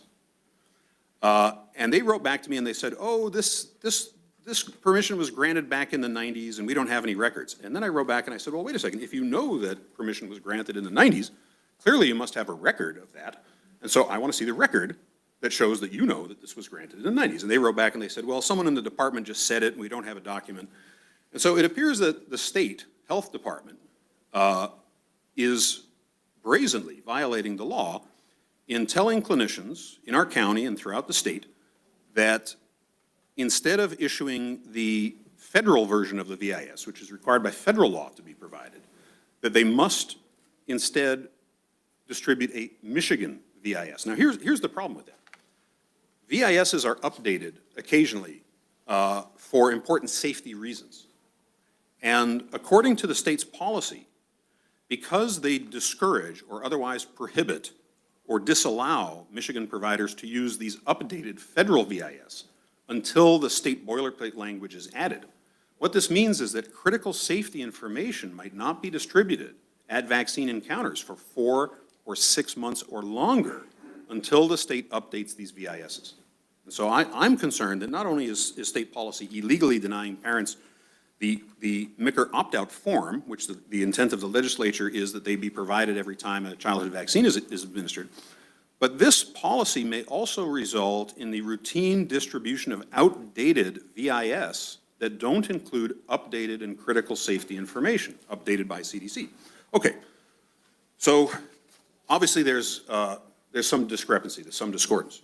So I asked our local congressional representative, I asked Lisa McLean to please bring this up with the appropriate federal officials. In this memo, you can see that I sent a letter to Congresswoman Lisa McLean July 23rd, and I asked her, you know, as your constituent and in my role as county medical director in York County, I'm requesting your assistance in contacting HHS and asking them to review Michigan policy to determine whether this is consistent with the requirements of federal law. And I was in touch with Congresswoman McLean's staff over the summer, and apparently it's worked because I received a nice message from an individual, let's say, very high up in HHS, and they are very troubled by this, as I understand, and we are going to have a nice long conversation tomorrow about this and other things. I'm going to be speaking with someone at CDC about this, and the language they used in their message to me suggested that, well, they're very interested. The reason I put this on the agenda is not only to remind folks here on the board of this, but also to see if there's any additional comment or concerns in this regard or in other regards that the board may wish me to share with HHS and CDC officials when I speak with them tomorrow. Anybody have anything? In addition to like what you are Outline. referring to? Yeah. I mean, I will just comment that it is troubling knowing how quickly there's medication recalls, medication updates, medication side effects that have, added after the fact, after they've been FDA approved. And we usually, as providers, you get those updates. It's troubling noting that it's potentially a 6 months lag time when you're deciding whether or not to give a medication to a child or an adult or, whoever. Yeah, I'll certainly communicate that concern. Reading from my memo, so the Michigan website says this: CDC recently posted revisions of 17 VISs dated January 31st, 2025 on its current VIS webpage. The revisions comply with a January 20th presidential executive order. Federal law allows up to 6 months for a new VIS to be used. MDHHS is in the process of printing these new versions. However, they will be unavailable for approximately 4 to 6 weeks. Now, in fact, it took a little longer for them to be distributed, but you can see the state seemingly does not share the federal government's urgency. The federal government's made clear that when a VIS is updated for safety grounds, the expectation is providers will go to the website and print out the current change with those urgent revisions and ensure that those are distributed. Just because you can do something, just because you have 6 months to do something doesn't mean you should. And the state's lack of urgency in updating their Michigan-specific VISs, I think, is troubling.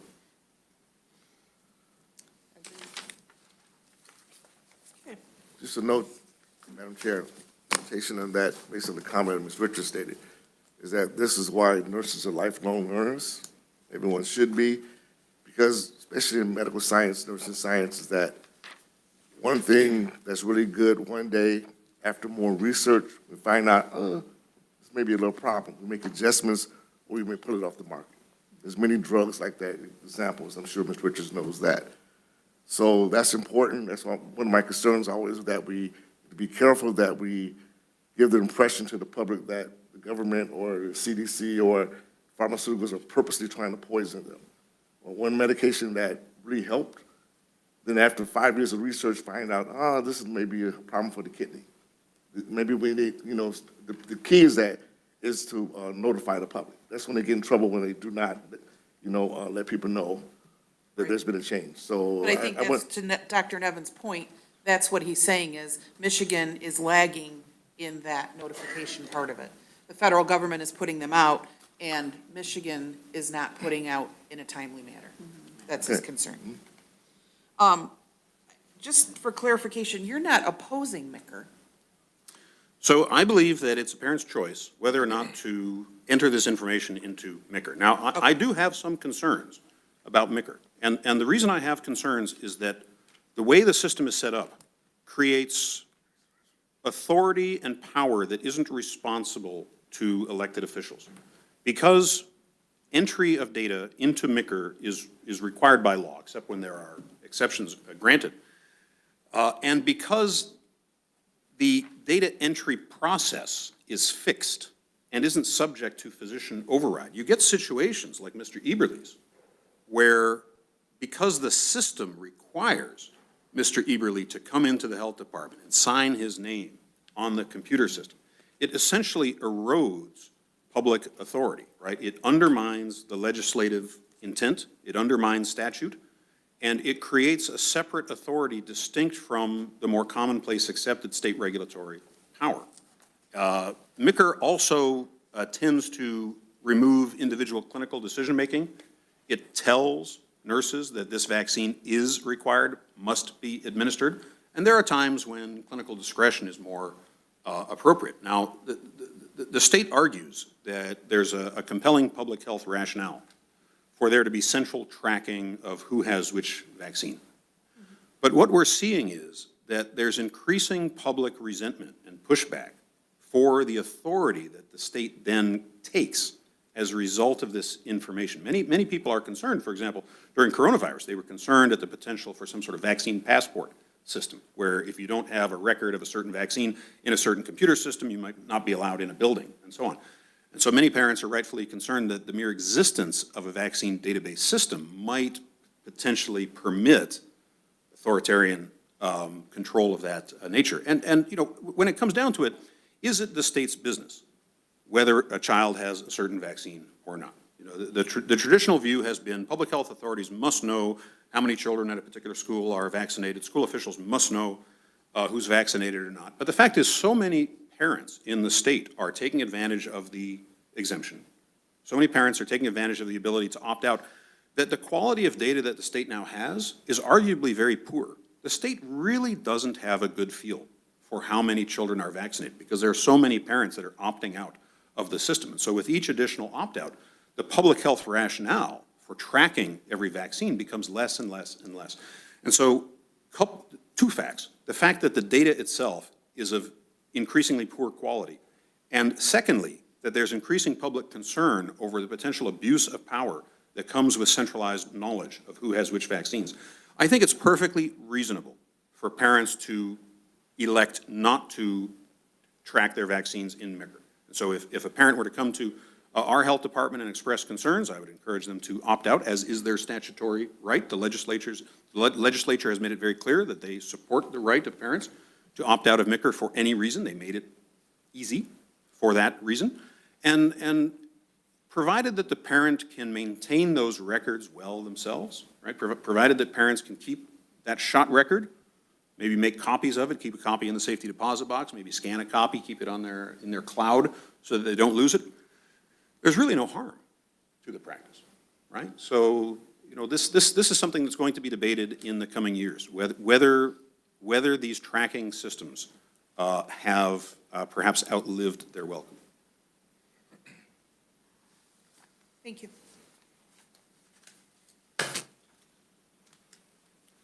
All right, so we have a motion to table, correct? That's where we're at. All right, is there any further discussion? Just one thing, if I could. If you want this, you got some work to do potentially at the state. And then you can address this to the DIS at the state level. I can get another copy so you can have this one. It's got a lot of information I need to document. Just point of information, Madam Chair, just Dr. Nevin mentioned tracking systems. Sometimes that's very good with the technology. I know a number of times that I would go to the health department and ask them to give me a copy of my MICR, so you see all the vaccines. Just assume parents are going to document everything. See, that's not true. I think it's we got to be careful going backwards. The technology is there for a reason to help us. Anybody else? Okay, all those in favor of tabling? Oh, I'm sorry, we voted on that. Yeah. We did vote on that, I'm sorry. Health Okay, officer. yeah, we're on to the health officer update. Thank you. Woohoo! It's 11:15, here we go. We're in the home stretch. I just want to point out some things that were in the division summary report, so that does go on record, and those who are attending or watching online can hear some of the great things going on in our department. So just want to draw attention to that very first bullet, that our environmental health division, the private and type 3 water supply program was recently audited by EGLE for compliance with established minimum program requirements. And the results were overwhelmingly positive, and they met 41 out of 41 indicators. So that, I just want everyone to know, you know, the programs are monitored. People do come in, sit with our staff, and they do an outstanding job. So I want that noted. Also, the vector-borne disease surveillance and prevention program completed all MDHHS requirements for 2025 monitoring season. So that is complete for the year as well. Environmental health set mosquito traps in 5 different locations for 14 weeks and completed 2,000 yards of tick drag in 2 different locations. So surveillance continuing in our environmental health division. Nursing division is working hard on QI projects. So some things that were outlined in our documentation that Dr. Nevin brought forward. The chart reviews are continuing, and the accuracy of completion, it's noted there in a bullet, of the charts reviewed were 92%. And then they're still working on that demographic qualifier as well. Walk-in Wednesdays continue through November 19th. There were 301 clients seen in our Walk-in Wednesday days. We do know from experience, and we talk about this every year, and I'm looking at Amy, our nursing director, walk-in days work. Walk-in days are best, no matter what service you're coming in for. They are overwhelmingly successful, and you can see that there.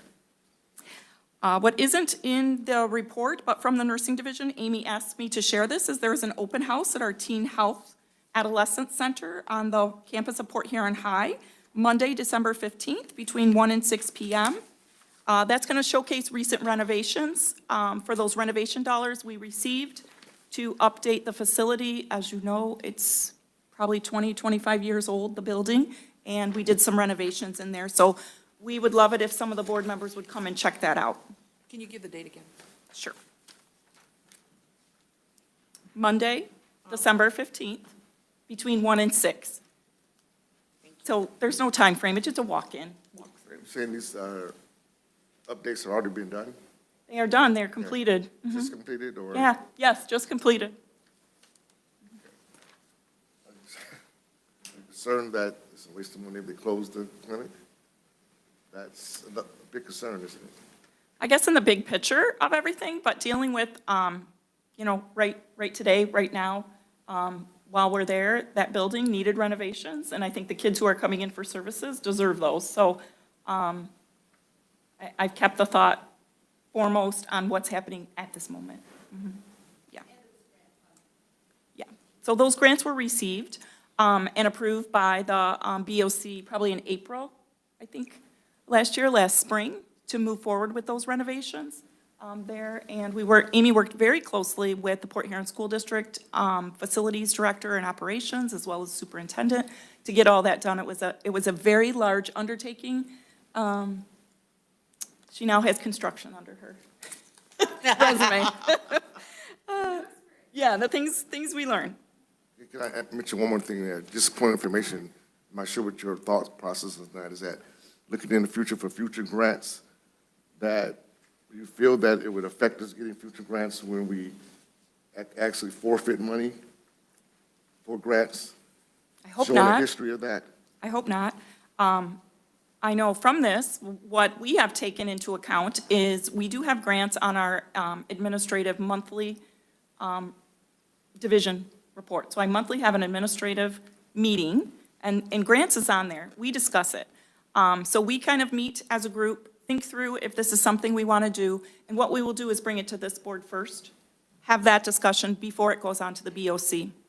The problem, though, that we discussed, Kevin, was that a lot of times, and this is at the state level, they drop stuff on us and want a response within 6 weeks, 8 weeks. So we're going to have to work through what that process looks like and how we do that. So I am worried about the tight time constraints for grants, but not applying for them, no. We will still continue, I think, to bring things forward, and if it's favorable, move forward on it. Moving through the report under Health Ed and Outreach, I just wanted to point out the staff. So the EOC was partially activated. That's the Emergency Operations Center. For those who don't know, that was partially activated with the government shutdown and SNAP benefits being paused for individuals. So collaboratively, what happens is everybody has a seat at the table. Different groups throughout the county meet with Homeland Security, Emergency Management, and they coordinate the response from your perspective. So we bring the perspective of public health to the table. There's many other people in the room to talk that through.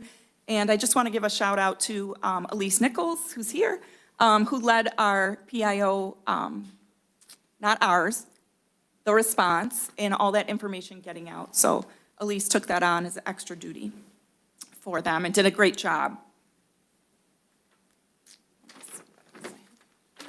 That is it from the report. And then under my report, though, we do want your comments on environmental health fees increase. That was in your packet, and Steve Demick is going to speak to that. And then after the Smiles on Wheels presentation, which is at the BOC level tomorrow night for final action, Amy is going to speak briefly on that as well.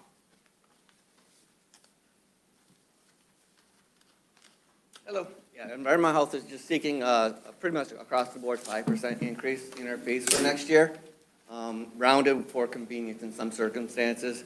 Our last increase was March of 2020, so we've fallen way behind as far as the inflation rate, which has been over 25% during that time period. So it's across the board. Approximately we'll generate $23,000 of additional revenue based on our 2024 service numbers. And then in addition to that too, we're also seeking is the approval for future cost of living increases, CPI increases, so that we don't need to go to the board every 5 years for an adjustment. If we can get these type of increases right now, I don't foresee a need to do any further increases in the foreseeable future beyond that. Any questions? Madam Chair, can I ask Steve a question? Sure. So Steve, this may have been an oversight, but the regulation of solar facilities is under environmental health. Is that right? Correct. It's a separate fee, so that would, you probably won't change that one because it was just recently set. Would there be advantage to ensuring that that service is in this document? We will add it, yeah, we look forward to be in effect January 1st if it's approved. And I guess also I would include too, in your packet too, we did a comparable of neighboring counties and also a comparable local health departments, and you'll see that our fees are significantly lower than the state averages of either of those entities. Can I have a question, like point of clarification? So these are fees that we charge these entities in order to evaluate the safety of their Correct. facilities? Yes, so Okay. well permits, septic permits, food licenses, public swimming pools, campgrounds. Soil erosion is another big component.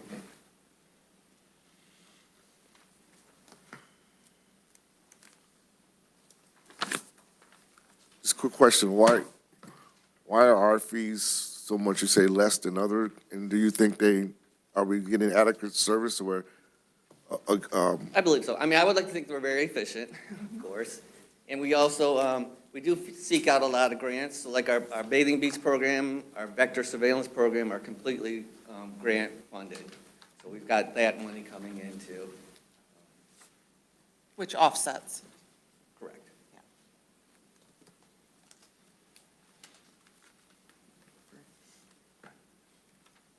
Motions? Well, I don't know that we need a motion. This is already going to the Board of Commissioners. Okay. I mean, we could Motion to do a motion for support, if that. That'd be great. Yeah, And, I think we do. if I could, these Yeah. are very Yes. reasonable. If you're not aware, we did raise the tipping fees at the landfill because of the, what it cost to run the place. And it's a break even, so it went up roughly 25%. I think you're doing a great job, and these are very reasonable. I think it's going to go through the board. I motion to support. A second. Been moved and seconded to support the raise in environmental health fees. Is there any further discussion? All those in favor? Aye. Opposed? Thank you, Steve. Thank you. Amy's up.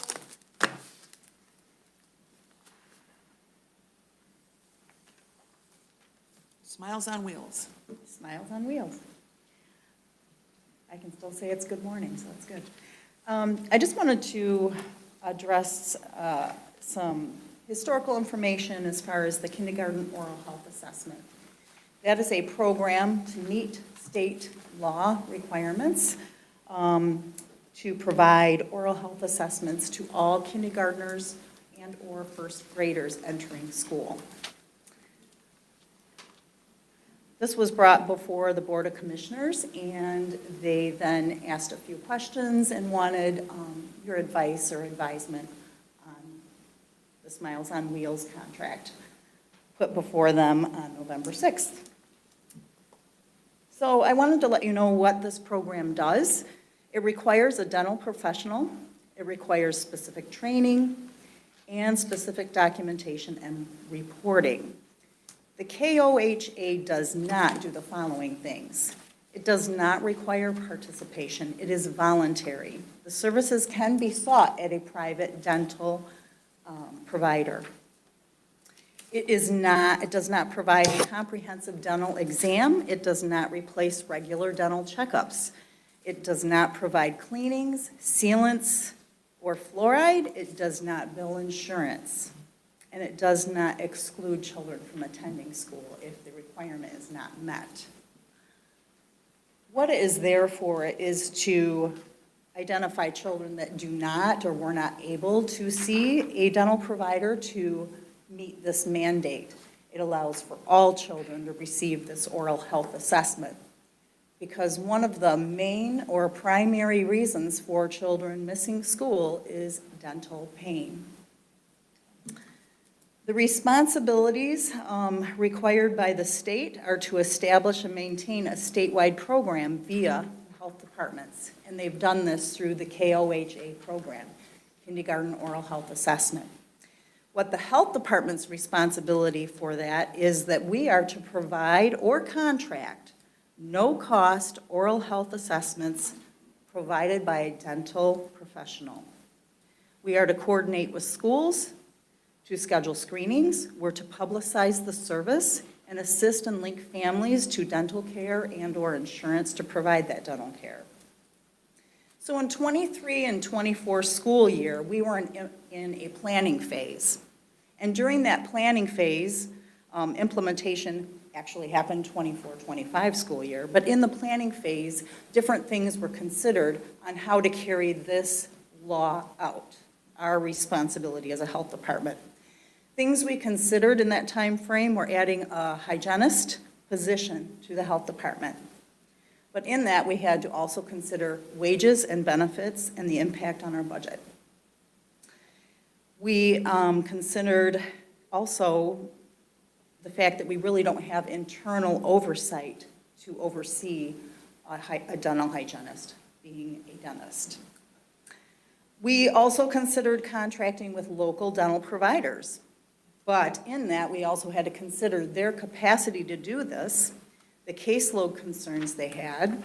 Dental providers are very busy. It's very difficult to get into a dental provider. If you don't have your 6 months scheduled a year ahead, you're done.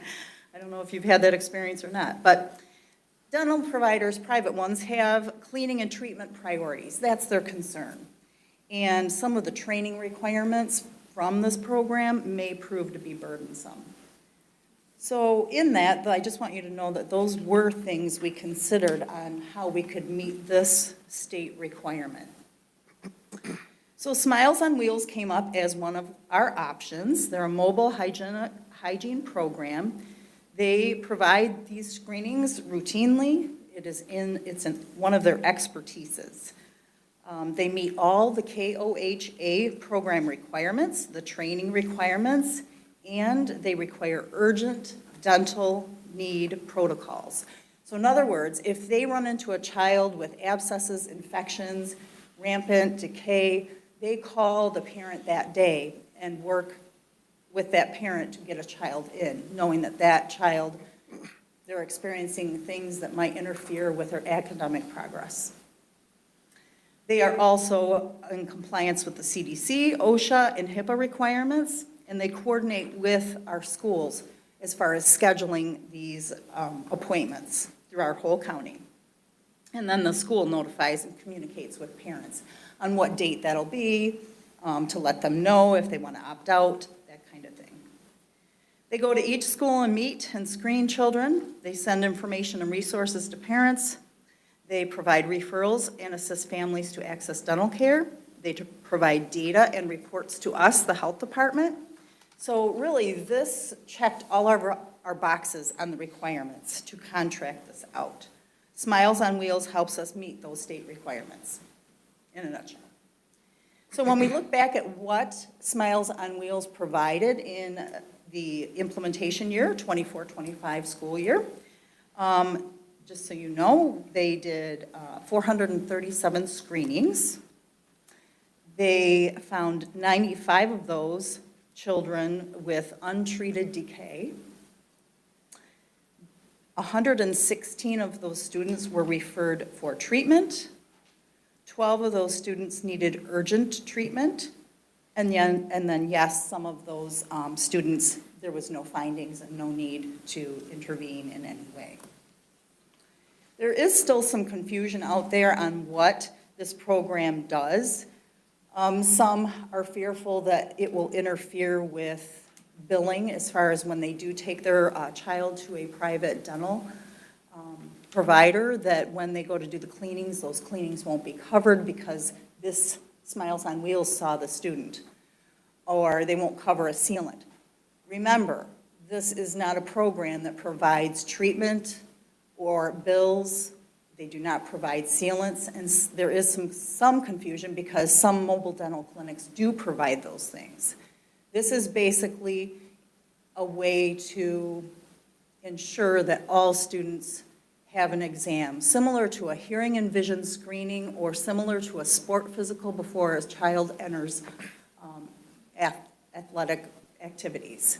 It's to ensure that they are ready to learn. Children that don't feel well don't learn well. I learned that at Teen Health. So I guess I'm asking, the Board of Commissioners was asking for you to weigh in on this and for you to be aware of this contract that is up for approval tomorrow night. Any questions? I have a question, Amy. At the Board of Commissioners, first off, thank you for your presentation. You're welcome. At the Board of Commissioners meeting was it last week? No, week before last. It said that none of this Port Huron area schools, is that true? They've not opted into this Smile on Wheels yet? They have not. Okay, is it outside the county too, or is it just Port Huron area school district? No, Smile on Wheels? every school has the option and should actually participate. But like I mentioned, there's still confusion out there, and I think that might be part of it. And on top of that, Port Huron Area School District scrutinizes every third party that comes into the building. So I'm not sure exactly what historical event happened where it rose their guard up a little bit, but they're being very cautious. Also, I think there needs to be more conversations from myself and them to clarify that this program is not the sealant program. It is not the fluoride program. It does not provide treatment. It is just to identify and refer students that need the care. Okay, dental examinations then. So it's a screening? It is a screening, yes. So these numbers that you cited to us, then where do these numbers come from? This is the data that the Smiles on Wheels provided the health department on what they completed and what they found in the 24-25 school year. St. Clair County. St. Clair County schools, yes. Of the 437 kids they saw. Correct. And that number obviously needs to be expanded, because I think there's close to 1,600 kindergartners. Yeah, I was just wondering, since the Port Huron Area School District didn't participate, that's why I was wondering about those numbers. Sure, and there's other options that we have discussed with them, and that would be to catch some of those students earlier, so working with Head Starts and other entities where those youngsters routinely attend. So those are other great platforms to provide this care that we are working on. And again, just for clarification, this is only for students that have not seen their own dentist. Yes, that it always is actually in their form. They take this form and the packet that they're mailed in the enrollment package, and it asks for their own dental provider to complete the form.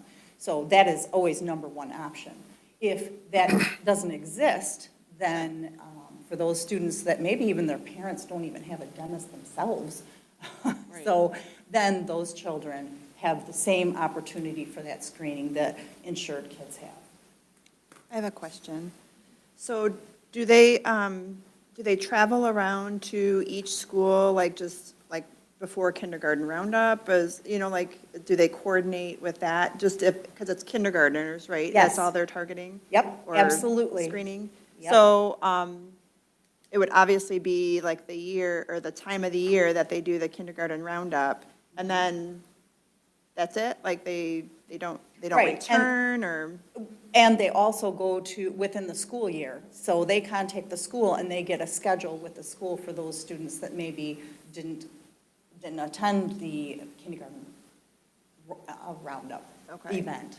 So we are absolutely trying to expand. This was a nice pilot year, I think. Those numbers are low, but this year they're working to expand that, attend more events, capture those kids earlier than when they start school in Head Start, and that's a great example, kindergarten roundup. Now, how long is this contract for? For the fiscal year 10/1/25 through 9/30/26. Okay, so then we can revisit if we voted on this to the Correct. following year. So you state, so this is basically a assessment, Yes, a dental assessment. No one's forced to do it. correct. It's targeted basically for those maybe that do not have dentists, do not have the resources, and the key here is early detection. And some of your numbers showed us that you have found situations that need to be dealt with then. Absolutely. But again, this is something that any parent can opt out, not even just don't sign up for it. It's not a, you have to opt in or opt out. You just, if you don't want it, you just don't do it. Is that how that works? Yeah, you would opt out. Okay, you opt out. It's not So an opt-in because I did, Commissioner Rushing, I did check into that. Okay. And because of the law, and it is a law mandate that every kindergartner receives this oral health assessment, they don't operate on an opt-in status. Now, that doesn't mean the school can't write a letter and make it the way they want it to go as far as permission. I would leave that to the school. But if you've been in a school, you know how crazy that can get, right? When you're opting in, it's harder to track those students when a majority of them will probably want this. And I think those parents that want to opt out are pretty studious and monitor their communications with the schools. And again, it's closely. only those that don't have a dental care Right, provider. this would be for those that didn't submit that form stating their child actually completed the screening, so that's checked off, and they're ready for school. Got some questions.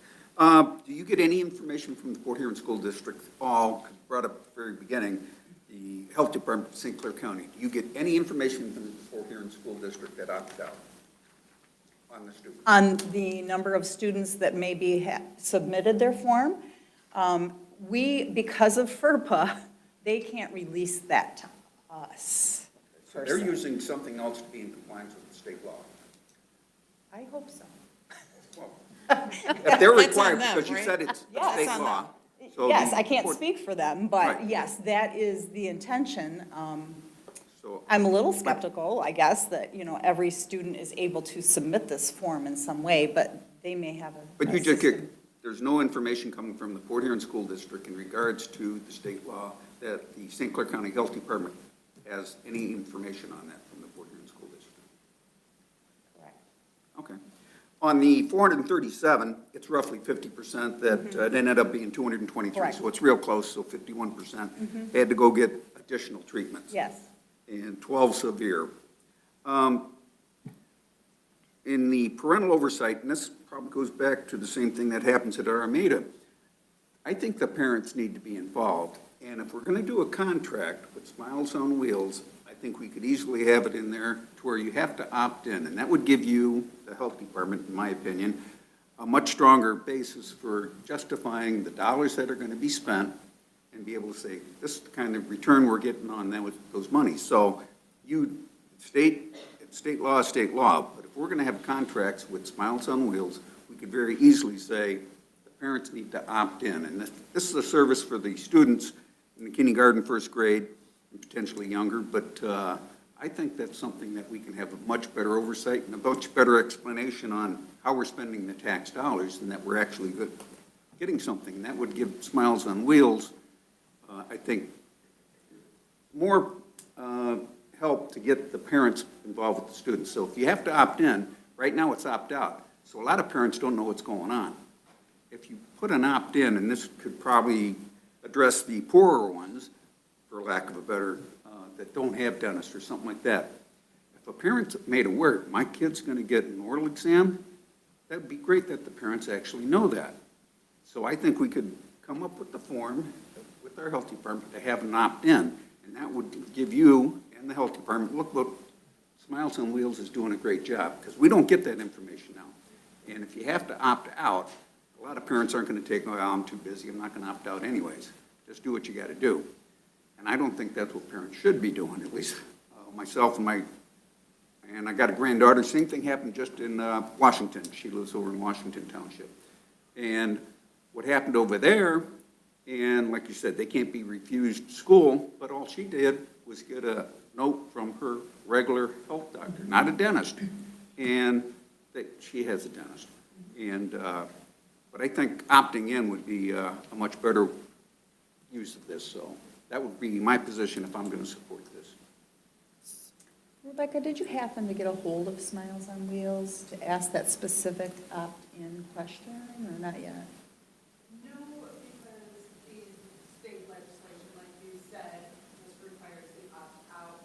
I know Smiles on Wheels specifically will work, like they have a little postcard form after they do their assessment that they'll send home with the student for their parents, and then those that do require additional treatment that do not currently have a dental provider, they will provide them with a dental resource list of in-county dentists, and then if the parent needs or requires additional kind of case management follow-up, Smiles on Wheels has staff dedicated to connecting families to dental providers as well. And I think the schools have a lot of good communication venues and platforms to communicate with parents what is going on at the school. They want permission, obviously, from parents. Outside of, Port Huron area schools, which that decision to opt out as a district came from the superintendent and assistant superintendent, so it wasn't any family issues or concerns. It came from the higher up. Every other school in the county has chosen, and we have only, and it was the 23-24 school year, gotten one phone call from a parent, like asking some additional questions on how to opt out of this program. And I spoke with her myself and told her she was being notified of school. She didn't want her kids to receive that. But all last school year, we had no issues or concerns with parents opting in or opting out of this. Well, with state law, they got to follow state law. But under contracts, and I understand contracts very well, we can put that in there as a requirement. If Smiles on Wheels is going to be getting funding from the county, they would have to have the parents opt in, and I think it'd be a big plus rather than the other way around. I can certainly pursue that option. I do know that they are trained by the state, so I'm thinking they're trained for an opt-out type thing, as that's what the state has advised, and the information I got from Michelle Kawabi. I just got one more question. Yeah. Let's say the Board of Commissioners tomorrow night vote to not approve the contract. What would be the steps for kids to get? What would the state do as far as a requirement to the students, the kindergarten and first grade? What would be the next thing? So you need to, if it doesn't go forward, what are we going to do? There's 17 school districts, correct? Right. Then we are out of compliance as a health department, and I would have to contact the state and ask them what steps I need to take because this was not approved by our Board of Commissioners. Can you I don't find know that what out those before would tomorrow be. night? I will Potentially? try to get a hold of the right people today. That'd be useful information for tomorrow night if we're going to be doing this consideration. Maybe be a 1 year, I don't know. I'm going to have to give it some thought because anytime you have the state get involved, like what happened in Armada, and it's happening everywhere, when the state gets involved and in these grants, they get their clause in there and they get to get the red flag laws as far as guns. And if they can ask the student, and you can verify this, that once the state gets involved, they can start doing this gender stuff too, even while they're doing the oral exam. Because that's in the money's in there, and they get to ask specific questions if they choose to. And that's where the state gets involved with this, and I'm very leery of that somebody, one of these students that got the oral exam, and, all right, we've got an issue with this kid, and whoever's doing the examination puts down documentation, and we need to do further examination. So that's where I'd rather have an opt-in, to where the parent's made aware of it. Because once you get, and again, I'm going to restate, you get the state involved in what the laws that are getting passed, it's very much, I think, intrusive on our children without the parents' permission. So that, I have concerns about it. Smiles on Wheels is an independent mobile dentist. They are not affiliated with the state of Michigan. We have contracted with them as a local health department to provide this service. There are registrations and different things they have to do and trainings, like Amy said, but they operate as their own independent entity. They follow the state legislation regarding the oral health screening, but So you can quantitatively say, my concerns are not concerns.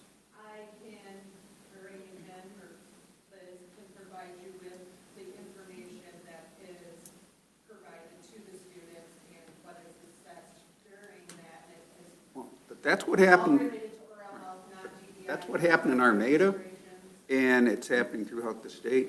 I think they're legitimate concerns, and without having something, documentation telling me that, I'm not going to take you on your word. That's okay. One follow-up question. Would you be open to Smiles on Wheels drafting the opt-in form? Oh, that'd be great. Yeah, work with you guys, and yeah, definitely. We can certainly ask them to do that and see where we're at. I do want to reassure you, the way the section 333.9316, the way this is written, there are no school exclusions. That's part of the law. They will not exclude. So there's no waiver necessary or anything like that. I'm fine with that, but if we're going to be spending tax dollars at the county level, I think if we can put safeguards in place to get more kids involved, more parents involved, I think we should definitely do that. So if we could get them to have an opt-in rather than opt-out, and we can do that. So we got the contract with them, and they're going to be getting monies from us to do this. So I think it's a good thing to have the oral exam, but I want the parents to. I will definitely ask for that language to be included. I rambled a little too much, but go ahead. Well, I guess just. Can I clarify with Liz real quick? Sure. These funds are provided by the state. They are. So That was just what Monica was, So the that's what I was asking. taxpayers' dollars, like, these are funds to ensure that the law is carried out. Right. And give So- us means to do so. Right, I think when that legislation came into place, this was put in there to assure some kind of process to get done, so then those, I know. I agree with all Yeah. that. Can I finish? But grant money, or wherever she the money's finish? coming from, is still tax dollars. It is. And we're taking money out of our pocket, whether it's directly or from the grants from the state. It's tax dollars. And our government is so in debt, almost said a word I shouldn't have, but we're $37 trillion in debt because people just keep spending rather than watching what they're spending. They just tax more and print more money, and we need to correct that. Yeah, and we need to be consistent too. Wasting tax dollar on frivolous lawsuits. So be consistent with that. Mr. Washington. So your state is basically, if you don't do this, the harm from this, we have students, maybe many, that will need this assessment.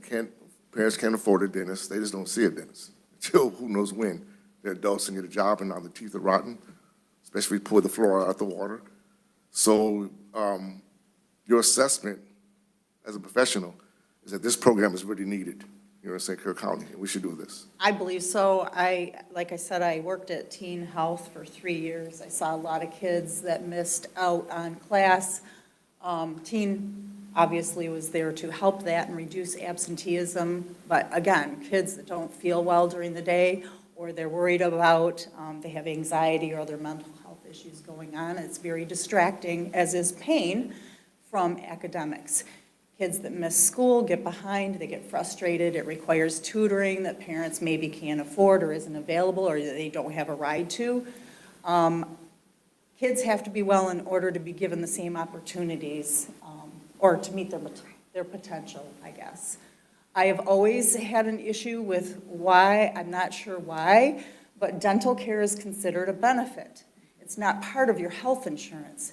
And we have separated those two, and as a nurse, your dentition is the first way you break down nutrition. And we can say all day that we want our kids to eat healthier, but those healthier foods are typically crunchy, apples, carrots, and if they don't have the teeth to chew it or it causes pain, they're not going to take it in. Personally, I have a granddaughter that's missing her front 2 teeth. And it's because of lack of parental, my own children, teaching toothbrushing.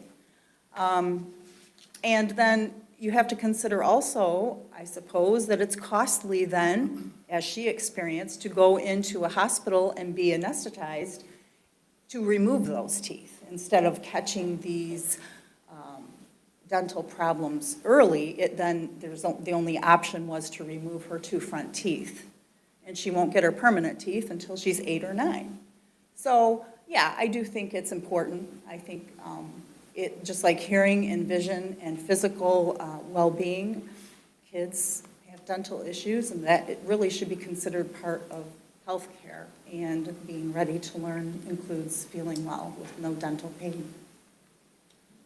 So I'm just,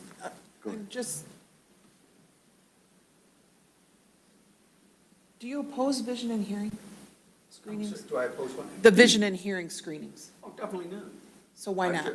I oppose that it isn't an opt-in rather than you have to purposely opt out. You do for vision and hearing too. If it's an opt-in, I can support it, because on its surface, same thing with these clinics. We weren't given all the information when I did vote and approve the one in Yale, but without giving all the information, I think potentially we're doing damage to kids, just like what's happening in Armada. And if we can do that and have an opt-in, I can get on board with this. Mr. Rusher, how are we doing that? We're doing the same thing with, you said vision and hearing. Is opt out. We're doing the same thing. And here we want to do it with dental. This is a contract that we're going to be approving, and there's 2 separate issues. If that comes up, I want to look at that too. But on this issue, I'm giving you my concerns on this. Okay, thank you. I was just questioning that. Anybody have anything else? Yeah, Leanne. Amy, does this in any way coordinate or collaborate with the health screenings that early on Head Start and Head Start do, like Mary Klink's? We can certainly work on collaboration, and I think participation is better when we do that. Because I think that would even improve. It's a more comprehensive exam then, because it includes dental. Right, because you're not, and then you don't even, I mean, you may need Smiles on Wheels, but you may have a better response overall, is what I'm kind of wondering if that's ever been considered or thought of. Yes, we're working on that right now. No, that's perfect. I just didn't know. We are, yes. Like I say, this last year was really a pilot year. Smiles on Wheels had to get to know the schools, develop schedules, find out what programming and events we have in our area for that age student, and that's definitely what we want to pursue, is convenience and comprehensive approaches. Thank you. Thank you, Amy. Thank you. You're welcome. I'd make a motion to support the Smiles on Wheels grant funding. Support.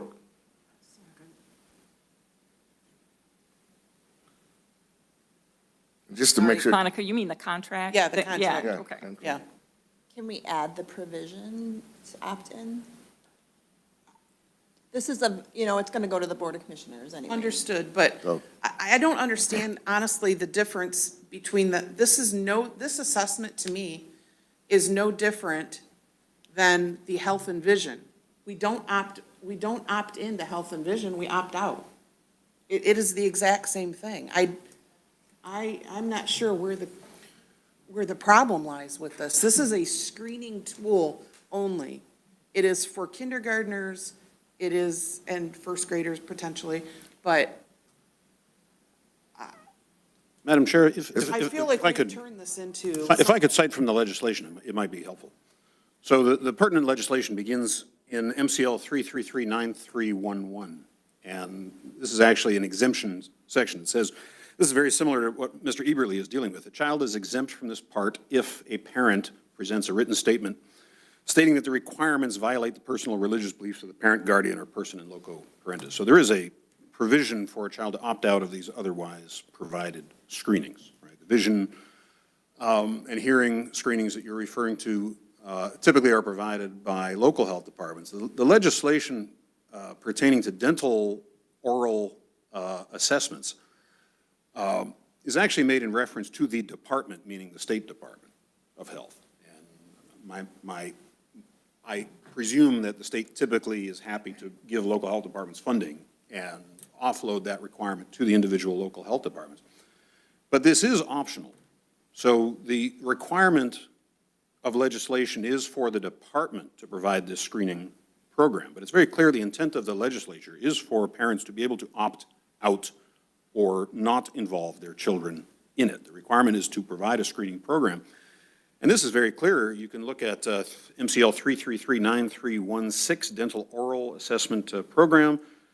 Paragraph 6, beginning in the 2024 school year, a parent applying to have a child registered at the time of registration for kindergarten must either provide a statement of exemption, which I just referenced, or a written statement that they are going to provide for their child's dental oral assessment through some other means. Now, it's very clear the intent of the legislature was to be very lenient about this requirement because they state a child shall not be excluded from school attendance if the parent does not present a statement to school officials on or before the first day of school. So this is a very soft requirement. I think the implication is that children do not have to go through this process, and it would be well within the authority of this Advisory Board of Health to specify their preference that any contract the county were to sign were to be explicitly opt-in, and I would reference the same section of our bylaws that I cited previously that emphasizes the role of the Advisory Board of Health in preserving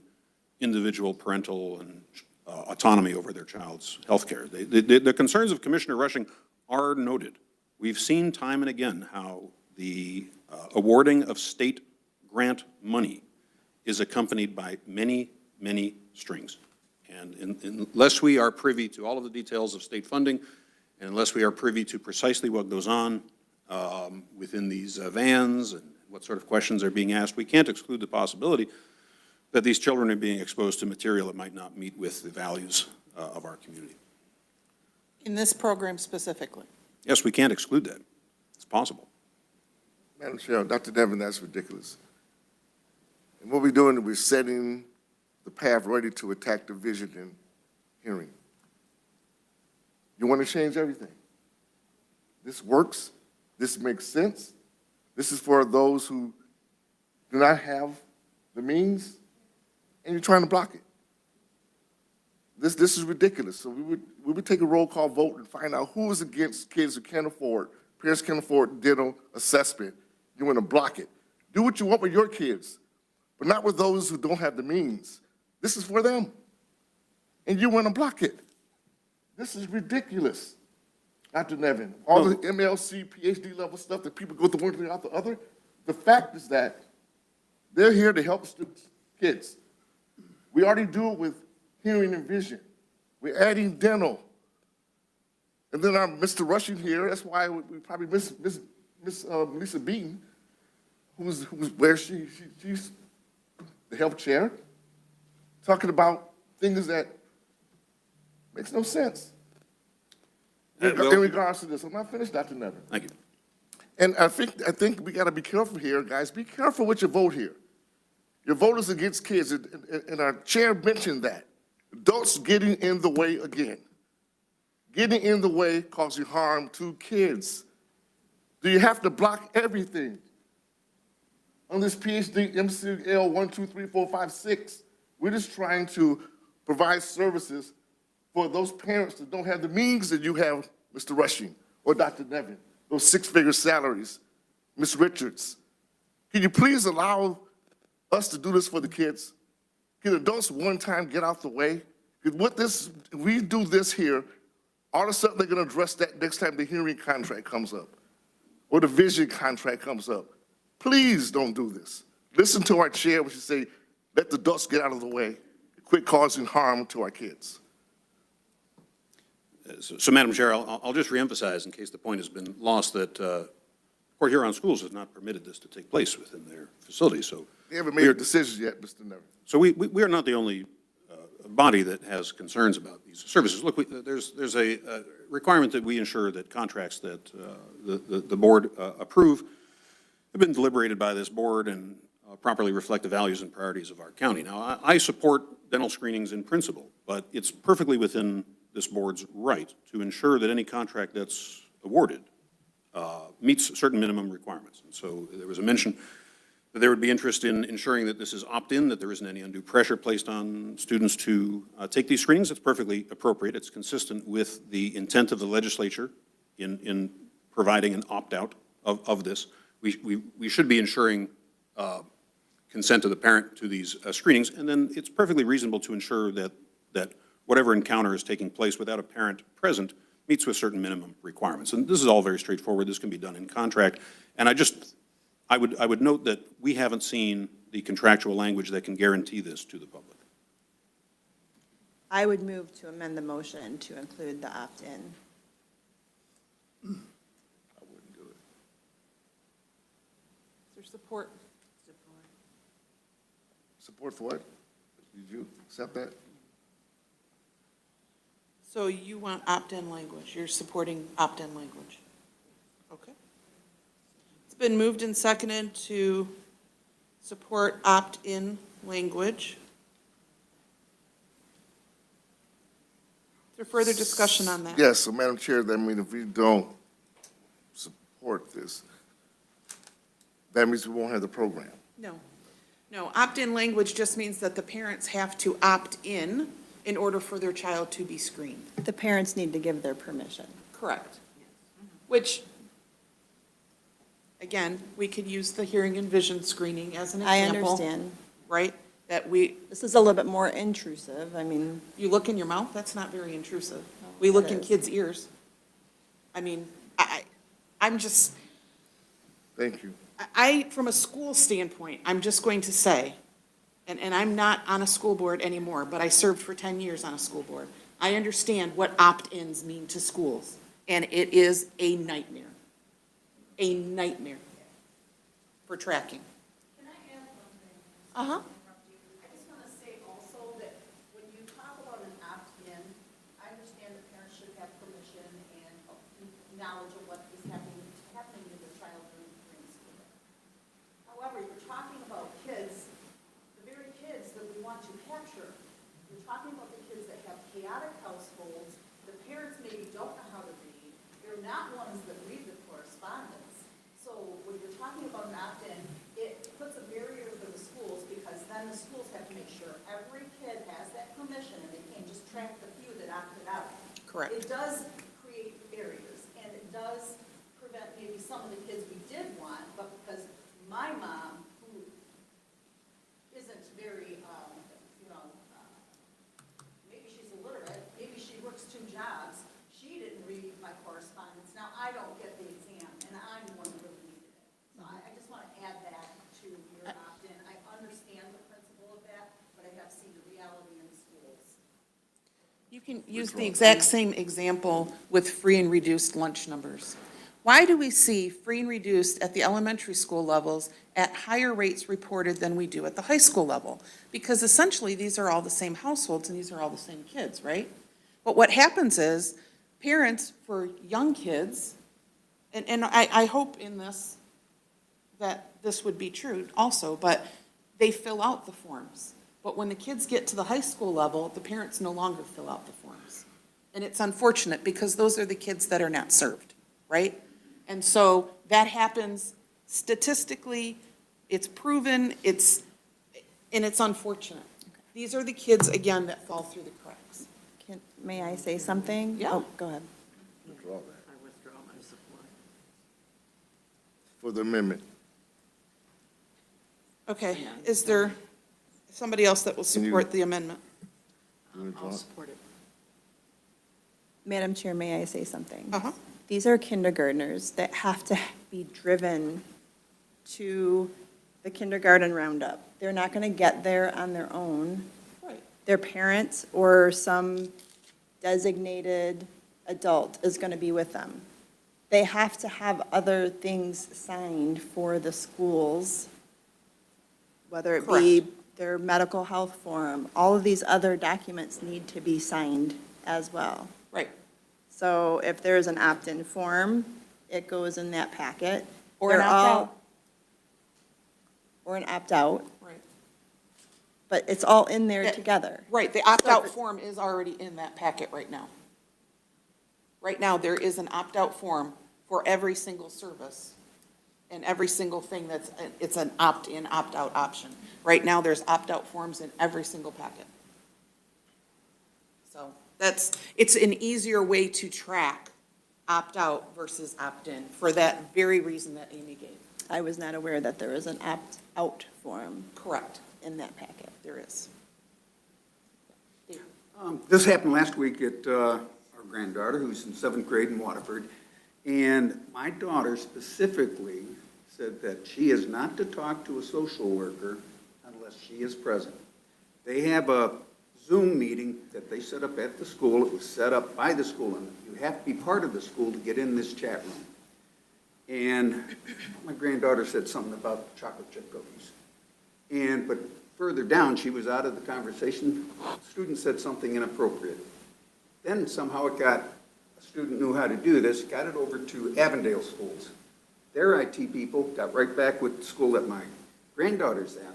Well, what happened is it was a 50-page document that they printed out from all the conversations that went on in this Zoom room. And what happened with my granddaughter, she was taken to the principal and also a social worker, and she was forced to sign a piece of paper saying that she is guilty by association. Those are the words that the social worker and the principal used. And she had to sign this, that she was guilty and that if it went to court, that's what would happen. So they scared my 12-year-old granddaughter into signing this paper, even though they had specific instructions that my granddaughter was not to see a social worker without my daughter being there. So my daughter went and had over an hour conversation on Monday, and they completely understand where my daughter's coming from. She will not be in front of a social worker again without my daughter being present. And I think that's the same thing that can potentially happen here, or anything the state has with grant money on it, that can happen. So those are my concerns. And I don't buy this opt-in because I think it'll be a very good selling tool if the Smiles on Wheels use this. And I'm just giving you my perception, and I think it's going to have a much better chance of passing at the board to have Smiles on Wheels as a contractor to the county to go do this if you get the parents involved with the students. So if we're going to say you're not going to, whatever you guys vote, whatever you want, but if you guys do not support this or you do with the opt-in, whichever way you do it, I think the Board of Commissioners very well may turn the contract down the way it says. So, That's not fair, Mr. Rushing. You don't know what the other commissioners would do. No, I don't. You're insinuating and making us think that it's not going to pass because of, no. I'm not going to get in a conversation with you. I think you're incorrect, and I'm stating to the chair my concerns, and I'm letting you. So we don't need to get in an argument between each of them. Okay. Any other comments on opt-in, opt-out? Read that motion again. What's the motion? I'm confused. The motion that we're discussing right now is to add the words opt-in language for the approval of the supporting the Smiles contract renewal. And that's without removing opt-out. So now we have opt-in, opt-out. It's opt-in, putting the language with an opt-in in the contract. And after watching that meeting on YouTube, I would agree that I have concerns whether the commissioners will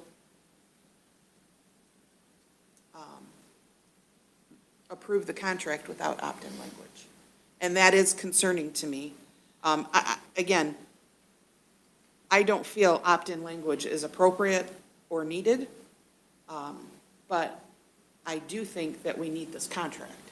I think that we need to have this program. It's an important, and I think you're well-intended on what you're saying with opt-in, but you are hindering kids that really need the service from getting the service. And I know you don't believe that, but you are 100% wrong. Madam Chair, I might say that, how shameful is that there will possibly be 4 commissioners out of 7 that will harm kids? And that's how I'm putting it. Yes, it is. That's how I'm putting it. Just a different way. I'm putting it in a harsher way than you're saying, but we say the same thing. You're concerned that there's 4 commissioners that would do something that's going to harm kids because it's not exactly how they want it. That's different than other vital areas of vision and hearing. That is a shame, shame, shame. But I understand and I respect what you're saying, and I agree with what you're saying. You're right. They will deny it, not caring about those students that parents don't make 6 figures. That's my personal opinion.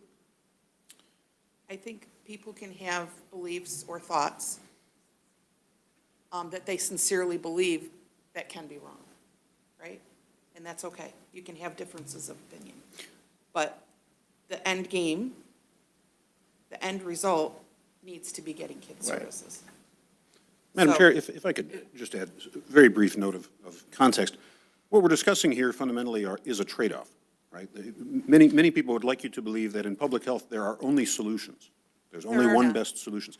There are only trade-offs. And so the trade-off that we are discussing with Amy's concerns and the concerns of Commissioner Rushing are the fundamental trade-offs that arise through preservation of parental autonomy, because that's really what's at issue here. Now, different health boards, different communities will have different views on the supremacy of autonomy. But our Health Advisory Board has clearly spoken in our bylaws. We place parental autonomy first. I'll just remind you, Article 2A2 states the Health Advisory Board shall attempt to ensure conditions in which people can be healthy, recognizing that persons have a right to make health decisions about one's body and oneself subject to established law. And to that end, the actions of the St. Clair County Health Department Advisory Board shall strive to ensure that our citizens and their children maintain their inviolate right to medical decision autonomy and self-determination over their own body. And I would interpret that as clearly, in cases like this, tending to support a explicit opt-in for public health activities. Thank you. Again, I would just say, Say it. there's no point. Don't say it. No. Okay. Is there anything else? So we're voting right now only on the opt-in language, not on support of the contract itself. So let's just keep it straight. Let's do roll call on all these votes here. Leanne Klink, Yes. Don Folk, Yes. Marie Muller, No. Carolyn Richards, yes. Steve Smith, Yes. Monica Standell. No. Kevin Watkins. No. Motion Okay. passes. So 4-3 on the opt-in language. Now on to the amended motion to support the Smiles contract renewal with the opt-in language. Is there further discussion on that?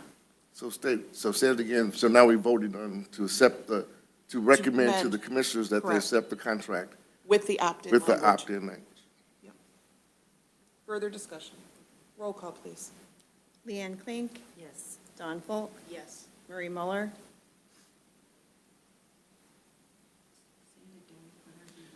You're voting on to accept the Smiles contract with the opt-in language. So, no. Carolyn Richards, yes. Steve Smith, Yes. Monica Standell. Yes. Kevin Watkins. Yes. Okay. That passes. Now on to the health officer evaluation. There's two Yep. more things, just quickly. I Yep. just want to note, and we don't have to spend time on this, but Yep. just note it is in your packet, Yep. is the St. Clair County Medical Examiner 2024 Annual Report there, and then also our quarterly disease report. That's posted online as well. So just want to make sure, for the record, that you know that those are in there. And if we could maybe discuss, maybe put it on the agenda for next month, the medical examiner's report. Yeah, we can move that to unfinished business? Yep, that'd be great. Madam Chair? Yeah. Because she brought it up, and I've already read through this while I'm sitting here listening to everybody. Near the end of it, the suicide deaths by age, 2024. There wasn't a single child that committed suicide in St. Clair County in 2024. You mentioned Yale is the highest suicide, but there was none in the entire county. I just want to bring that up because it was brought up in the conversation. That's a valid point. Madam Chair, we can sort of preview these results. So in St. Clair County, we have 160,000 persons. And as a general rule of thumb, we can expect 4 to 5 deaths per day and around 3 to 4 births per day. And of note, I think pertinent findings in this report are that every month we experience one tragic pediatric death. The overwhelming majority of those are accidental. And then other outcomes of interest, it appears that every month we experience approximately 2 drug and alcohol-related deaths. And we can discuss further epidemiological details at the next meeting. Thank you. Okay, moving on to the health officer evaluation. Again, so when this was brought up, we got the email last month at the end, or after our meeting from Carrie Hepting with maybe a template for doing an evaluation. And again, I would say it was taken out of our bylaws because of the fact that the board didn't feel at the time that we were the right people to do that evaluation, and that the controller, or what's Carrie's title? Controller? Yeah, that would be the better person to do that. I did reach out to Carrie, and I have yet to get a response from her regarding that. Now, I know that you have had an informal evaluation by her once, and so I asked Liz to go ahead and fill out that self-evaluation tool, because we really have nothing. We as a board have not set anything, any goals, we haven't set any expectations, we haven't set anything for us to truly evaluate her. And so I have concerns about us doing a formal evaluation when I don't think it's fair that hasn't been established prior. So I did ask her to complete that tool, which she has done. And if we want to do an informal evaluation, and maybe a committee of 3 of us do that, and I don't know. I guess That's fine. I guess if I could add in. Please.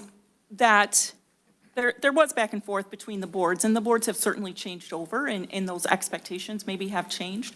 And I welcome that. I'm flexible in that, but I would ask that perhaps we sit down for that goal-setting session first, because that is also listed in there. Have the goal-setting session, and then be measured on that, because at this point, we didn't establish goals that you wanted to see moving forward. I talked with Carrie about those, for sure, annually, and we meet on that. She also has indicated that she would do an evaluation as well.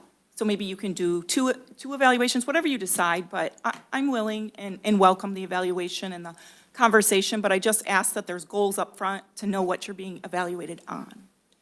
And again, going back to when this got taken out of our bylaws, Liz is the one that was pushing it in there. And I was so confused. I can remember the conversations, and Yeah. these Yeah. senior board members who have been here were like, what are you talking about? I'm like, it's in this contract. Yeah. It says you have to do this. I was providing them Yeah. tools, and they're like, slow down. And they actually backed off on it a lot, and so that's Right. when I had more informal conversations with the administrator on goals, objectives for the year, and what the past year had looked like.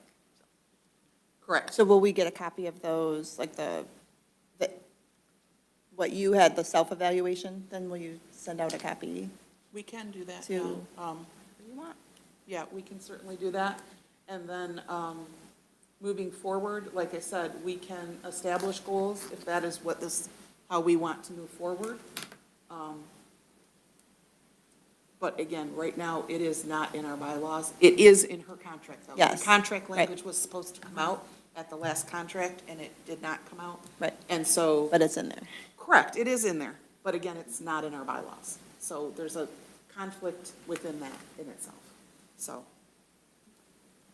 I guess I just need to know how you want to move forward. So that's why I wanted to put it on, because of the contract, and then, at the last meeting, when Commissioner Rushing asked us to do an evaluation on Right. the health officer. Right. So, discussion? Yeah, that's what I'm asking. What do we want to do? I do think further discussion needs to be had, Monica, before we make any final decisions. Okay. So would you like me to disseminate Liz's self-evaluation tool, and then maybe we can move from there and come up with goals? Or Yep. does that sound like a reasonable? Goal setting, yes. And then, is that? Yeah, that's reasonable to me, absolutely. All right. I think as long as I know what the direction is moving forward. I think Right. back to Leanne's point, I just want to be clear in what the expectations are from this board. And I, looking back, I should have clarified that as things changed over, and maybe every January, we kind of revisit what the board expectations are for that. And I guess too, then maybe we need to either put it back in the bylaws or take it out of your contract and leave it with the, we either need to have it at this board level or at the administrative level. Right, so that's, I guess, a whole conversation. Yeah. Okay. Can I ask a question? Yeah. Monica? Is that taking it out of the contract, is that something Until it's that out of we the make a contract, decision right, on? until it's out of the contract, it's in the contract. Correct. And it's No, your job to do right. it. Yeah. So Okay, until no, I that's just- being addressed Right. at the county commissioner level, which we may do, but until further notice, it's in the contract. Sure. This board needs to take action, some Right. type of action. When I used to evaluate, one of the companies I owned, we had over 100 employees. And what I do, I had 10 basic questions. And I gave 10 points for each one. And then there was a thing at the bottom, notes, anything that couldn't be addressed by those 10 questions. And every one of my employees was, going from memory, I don't think anyone, I think 94 was the lowest score. But everybody starts with the 10. Unless there's a concern, you get a 10 on, that's the way I did it. So potentially, some of the employees got 100%. I had no concerns with any of the questions that I had. And you can have specific questions in regards to a health officer, okay, simple questions. And you could start with, and if you only had 5 for your first evaluation, Sure. then next year you can expand on it. But something needs to be done. It's, Right. And whether you get it done this fiscal year, it's always best to have it in the fiscal year. But if not, maybe January. Your contract is June? When's your contract year? It's It already was been started, renewed. yeah, it's Yeah, already no, I been know. renewed, but it was July that it It's started. July 1. Mhm. Yeah, Yeah, that's so- typically my anniversary date. Right. Yes, we call it. Yeah. So we have a little bit of time to get it done. Yes. Okay. Anything from members? I just have one thing.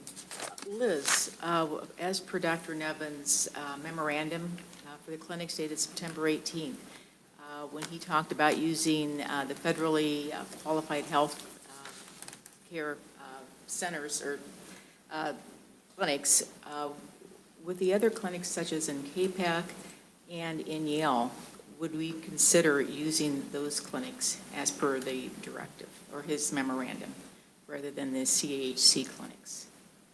I mean, so we wouldn't have to Will you get. clarify we what wouldn't- clinics in Yale, you mean? Yeah, the Yale School Clinic and, which are KPAC clinic? Our We had a clinics, school nurse. our own clinics? Yeah, instead of, like with Yale, we're going to put Dr. Carley there. How about we just, why can't we use these federally qualified clinics rather than take money from Lansing? So then that way, they could still have the health You have to care. have them willing to, well, I'm sorry, but you have to have them willing to come. Have we had conversations with them? I don't know. With our local federally qualified health centers, so. So you Community First? Community First is our local federally qualified health center. I think beyond that, that's up to MDHHS. So going outside of the county to find, is this answering your question, another federally qualified health center to come in? Yeah, I was thinking Great Lakes Bay, Aspire, McKenzie, were some of the other Yeah, ones that I mentioned. there are other ones. But at that point, outside of the county would be up to MDHHS. And I don't know that they're opposed to that. I think that's part of maybe some next steps that happen. But as far as myself putting a stamp on a clinic where I'm not familiar with them, I've been very vocal that our local FQHC, I've known them, I've known their operations, their board, their CEO, how they operate, and being locally, we can hear, and you've heard too, the good stories that go on. And I just wasn't confident. I'm sure these organizations are great, I don't want anybody to think that, but I don't have the knowledge base to make a recommendation to Yale schools on a clinic or a provider that I am not familiar with. But MDHHS could possibly do that. If there's potential outside of the county, they will talk with the district about that. Okay, and Community First wasn't willing to go to Yale? No, they didn't have the capacity. That was asked right up front. Okay. I'm sorry, I hadn't said that. Yep. Community First at this time does not have the capacity to take on an additional clinic besides Elginak. They are taking the Elginak clinic. they had a clinic down there already, though. They before. did. Yeah. So what they're doing is taking the adolescent health center in the school. So they will still operate that adolescent health center in the school as we did, in the building, in that same room, that same facility. That's there. That was the desire of the school, and Community First is fine with that model. Madam Chair, if I could, so I'd like us to consider these comments. So Community First, a federally qualified health center, has stated that they do not have the capacity to supervise the Yale Clinic. Now think about this very carefully. Your medical director has also said that the St. Clair County Health Department does not have the capacity to provide appropriate supervision of the Yale Clinic. We heard close to 10 hours of public comment objecting to that conclusion. I presume that we will also hear 10 hours of public comment opposed to the Community First Health Center's FQHC, making the exact same determination. Why is it that Community First cannot operate the Yale Clinic for unspecified reasons, and the medical director of the St. Clair County Health Department, after having made the exact same determination, that decision is questioned, Community First's decision is not? Now, regarding who should potentially provide these services, Community First is centered downriver, centered between Macomb and St. Clair County. I would agree that their footprint does not align well with our rural areas in the northwest corner of our county. But only 11 miles away from Yale, Great Lakes Bay operates the Imlay City Clinic.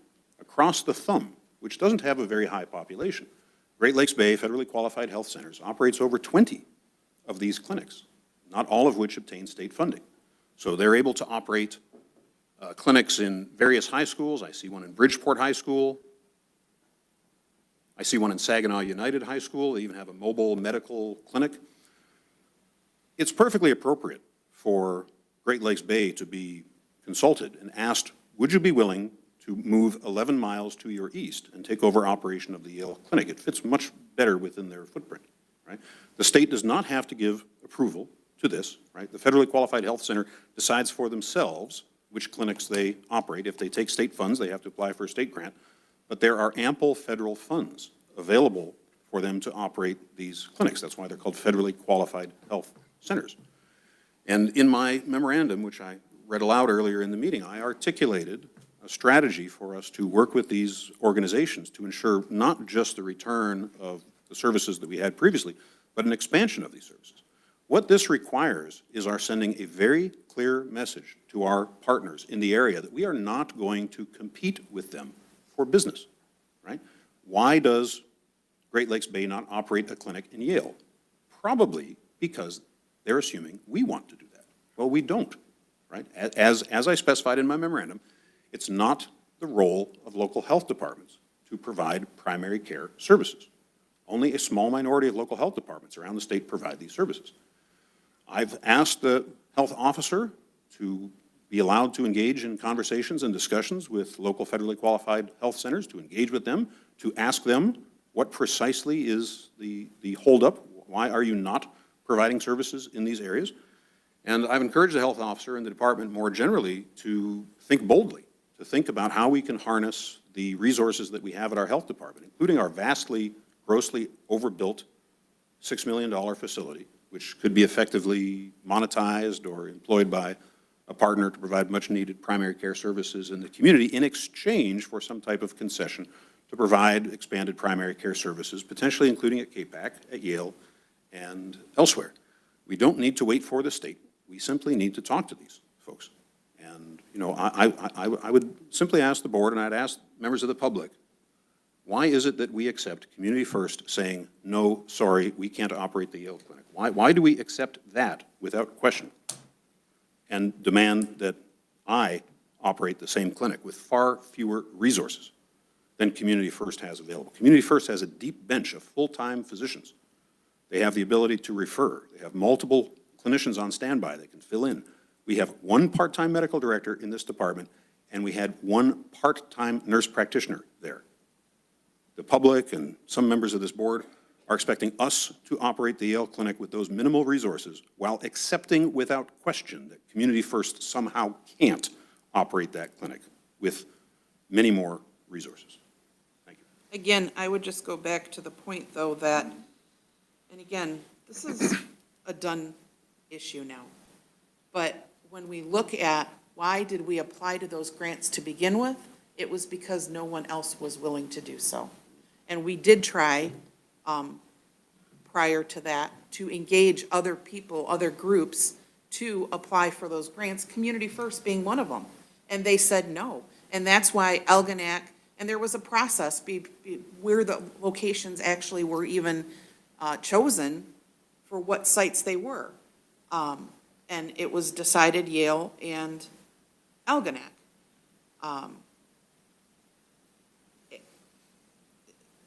To say that those conversations haven't happened is not true. They have happened. They happened prior to the process. And again, it's done. And I guess that's the end of that. Other members have any comments? Leanne? Just one. You're fine. In regards to Lisa Beeden, an email was sent out by our chair, Steve Samasco, to all the commissioners if they wanted to stay on this committee. Lisa Beeden never replied to him. Bob Felix did want it, so he got the appointment to this board. That's why Lisa, she never asked to be put back on this board. And Steve Samasco sent it to all of us, what boards we wanted to serve on. And we all replied to him, and some didn't reply, Lisa being one of them. So that's how Bob got on the board. Of course, Bob resigned, and that's why I'm here now. And until further notice, I will be here. You requested to be here? Thank you. You requested? Yes, I did. Yes. Okay. Leanne? Liz, with the questions regarding the clinics, looking outside the box, because obviously it's already done. I know you and I have had some brief conversations. How difficult, easy, practicable is it for you to look outside the county at other doctors, similar to a private practice doctor who may be able to do another clinic or have other practitioners in his office to be able to do that? I don't know if that's something you've been able to do that, but how practicable would that be to take a section of a week or a day or a month to do that, for you to continue to look at ways that we can help the students in Yale? I think for me to do that is practical. I could do that. However, it doesn't align with what Dr. Nevin has stated in his memo, right? Or where he wants to go. I would assume that question should be directed towards Dr. Nevin.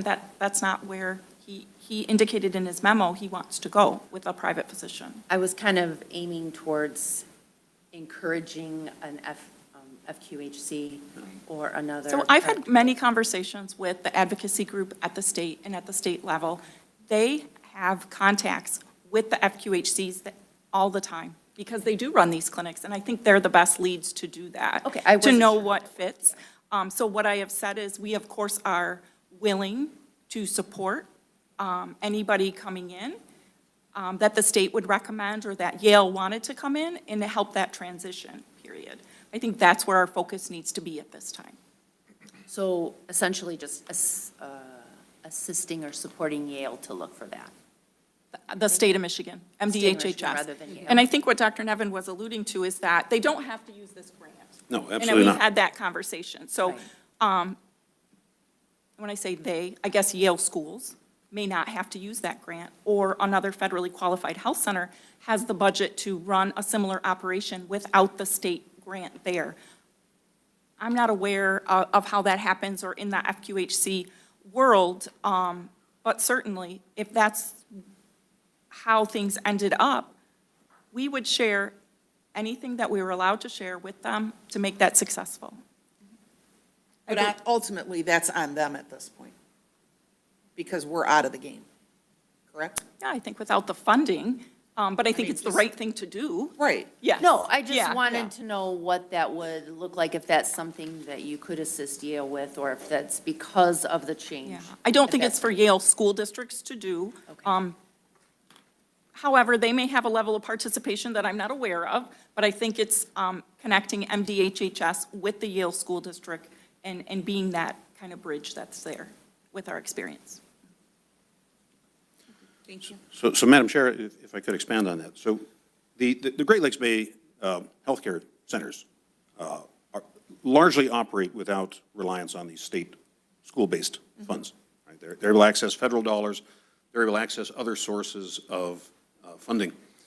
I don't know what discussions have been had, but I would certainly be willing to go up to the Bay Area and speak with them and encourage them to explore expanding their services into the northwest corner of our county. Their closest facility is only 11 miles away, and they operate numerous similar facilities in schools throughout the Thumb area. If they find a way to make the numbers work, operating school clinics in the Thumb with their relatively low populations, I trust that if the Yale Clinic is financially feasible, if it makes sense for any healthcare organization, including ourselves, to operate a clinic there, then they would be more than able to make a clinic there work. But besides Great Lakes Bay, we should also be reaching out to private organizations, private nonprofit organizations that aren't necessarily FQHCs. Aspire was mentioned. They're a nonprofit that uses other sources of funding. The key is for us to state very clearly that we recognize this is not our area of expertise, and we are not going to be competing with them.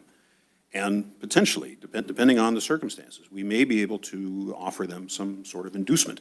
If the reason they haven't opened a clinic in Yale is simply because they need, for example, an extra $50,000, well, then we can have this discussion with them and present a proposal to the board for their consideration. But what has to happen is we have to decide that this is not our lane, that we are not best placed to operate these clinics, that the private sector or nonprofit sector is more ideally suited to provide these services, and then use our powers as a health department to help enable the private provision of these services. This has been my advice all along, and I'm very pleased to see that it was relatively straightforward for us to transition the Algonac school-based clinic to a more appropriate federally qualified health center in Community First. And there may be a little bit of friction, there may be a little bit of delay, but I have every confidence that with continued effort on our part, we can get another private entity to operate clinics in Yale and potentially expand the offering of primary care services in that part of our county. Madam Chair, we did just approve, we voted and the vote passed to support this memorandum from September 18th. And in there it says to endeavor to align its practices with the majority of the local health departments across the state. Instead, work to promote and facilitate private community health organizations, including FQHCs, to establish additional and more comprehensive primary care services throughout the county, including better leveraging available local and federal resources. So we supported the memorandum for that to happen. So I don't think we need to wait for the state. I think we want to help our community. That's what all of those hours of public comment included.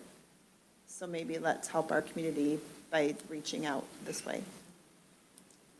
Just to reflect on that, when we put the cart before the horse, the repeal and replace, it should have been final replacement, then repeal. Because right in the middle, there's casualties of students that need to be seen. They're not going to be seen. Who knows what would happen to them? Suicide, maybe, before we find someone. That's just my main concern. And then make note, too, that wasn't a majority vote. It was just basically 4-3. Okay, Carol, did you have anything else? Steve? I do have to leave, so I wish Okay. everybody a happy Thanksgiving. Thank you. You too. That was my comment, so. That was your comment? No, it wasn't. Okay. I didn't think so. What's that? Take care. Do you have any comments? Oh, no, I already made them already. Yep, just quickly, I know a lot of things came out. One with the vaccines.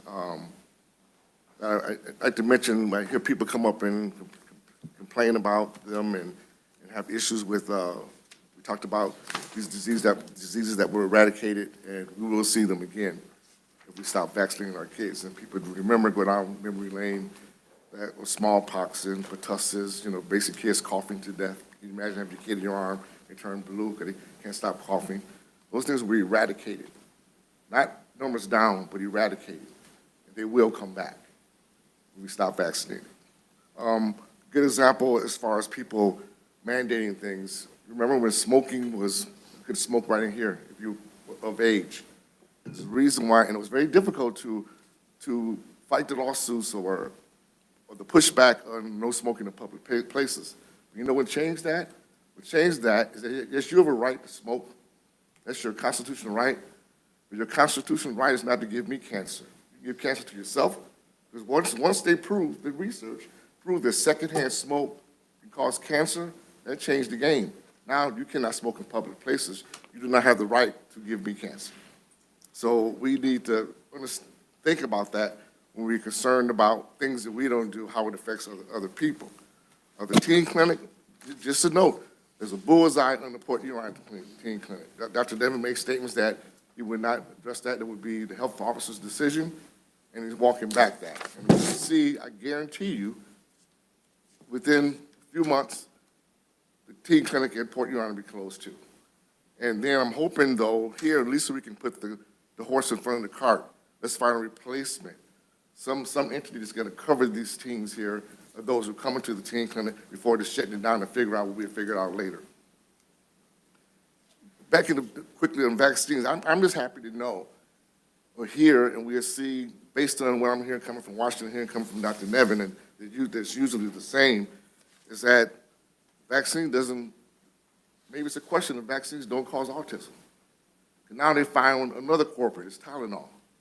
Tylenol, acetaminophen, is an issue with pregnant women. So Dr. Nevin brought this to us, and it's kind of seen to back off on it. I'm curious to see where we go with that. Is this true? Is this research now that one of the safest drugs are out there, Tylenol, is something that we tell women to, don't consider taking this if you have a fever of 103. And we know that anyone, nursing or physicians, know that's pretty dangerous for an adult. Usually toddlers and babies can tolerate 103, but not an adult long. So Tylenol, as an antipyretic, fever, and an analgesic, been a pretty first drug. The two safe things out there in the environment the guy gave us, the Tylenol and ice. I guess the next is going to be don't put ice on it. And ice is one of the first things you do, the injury. You figure it out, keep the swelling down. One thing I want to bring up, and I'm concerned, Dr. Devin, I respect your knowledge a great deal, especially in environmental things. But I asked you a few months ago, in regards to something that's important to me, that people look like me, people of color with the issues with the hand washing, that the sensors do not detect pigmentation of darker skin. That's a health risk, a health issue. And I asked you to address that. It has been addressed by Dr. Gilmer, myself, and there are things, it's the worst kept secret. The state is dealing with that. You notice a lot of the bathrooms, especially on the byways, highways, the rest areas, they're starting to change them from the sensing to back the old way, or more of just not skin pigmentation sensing, but more of a waving, or the old type like they have here. But you haven't said a word about that. And I mentioned, yes, it affects people of color, but it affects us all. If I can't wash my hands, if I work, I'm going to work, and I just went into the stall, and I can't get the sensors to work. So I'm just walking with fecal material microscopically on my hands that's going to affect the public. So, Dr. Nevin, you're dealing with the environment and things that you do. I asked you to address that. The research is out there. It's been proven that this is a problem. And I haven't heard of people. I'm very concerned with that. That's why I mentioned you need people of you need a diverse board. There's some good people here, but it's not on your radar because you're white. It doesn't affect you, it doesn't affect your kids. And the one thing that's concerning to me, when you start affecting kids. Can you imagine kids going on a field trip, and before they go in the Cracker Barrel to eat, we all have to go in the bathroom. The white kids can wash their hands, the black kids can't. Right away, that's systemic racism. You're making those kids think right now, I am inferior. I need you to come over here, put your hand in to turn the water on for me. That needs to be addressed, but that's not on his radar. But if he was an African-American man, it would be on his radar. That's why, and I said, there's good people here But you need people that it's affecting them and people like them to address the issues and bring them to the table. Otherwise, they go unaddressed. That's what the importance of a diversity is. So I'm still concerned, Dr. Nevin, I haven't heard nothing about that. That bothers me. And I'm hearing a lot about one more thing, it's about health screenings. Health screenings, it's not a nurse alive that I know would be against health screenings.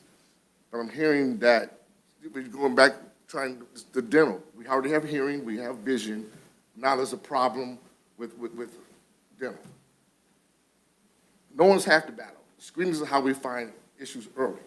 No one wants to hear, we could have treated that with your kid, now we got to pull all their teeth, but if we'd have known earlier, this wouldn't have happened. No one wants to hear that. No one wants to hear that we could have saved your life if we had known earlier. That's why we do screenings. We cannot be against screenings. And please not be against it. Allow people that want it to happen.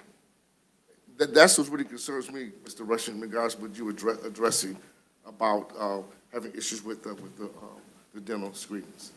So just keep that in mind, and keep that in mind, especially the diversity. Understand, don't just look at things in the tunnel vision that just affect you. Because some things that don't affect you really does indirectly. Me not being able to wash my hands when I just came out of the restroom and come out touching things, that affects you. So we let's have a global view with that. Thank you. Thank you. For myself, Steve, since you're here still, thanks for holding in. On the PFAS update, did anything come of any of the things that we had? They had a community meeting at the convention center. We're still looking for a source. That's the big issue, and that's determine what the source of the problem is.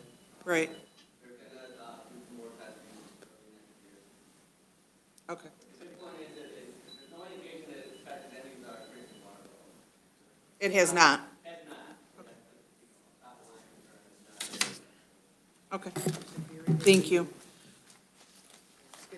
Okay. Thank you. And then, I guess just moving forward, we need to kind of align some goals as a board, I think, so that we can be a more comprehensive unit and not having a 3-hour and 51-minute meeting. With that, I would look for a motion to adjourn. Is that you? It's been moved and seconded to adjourn the meeting at 12:52. Is there any objection? All in favor? Aye. We outlasted the press.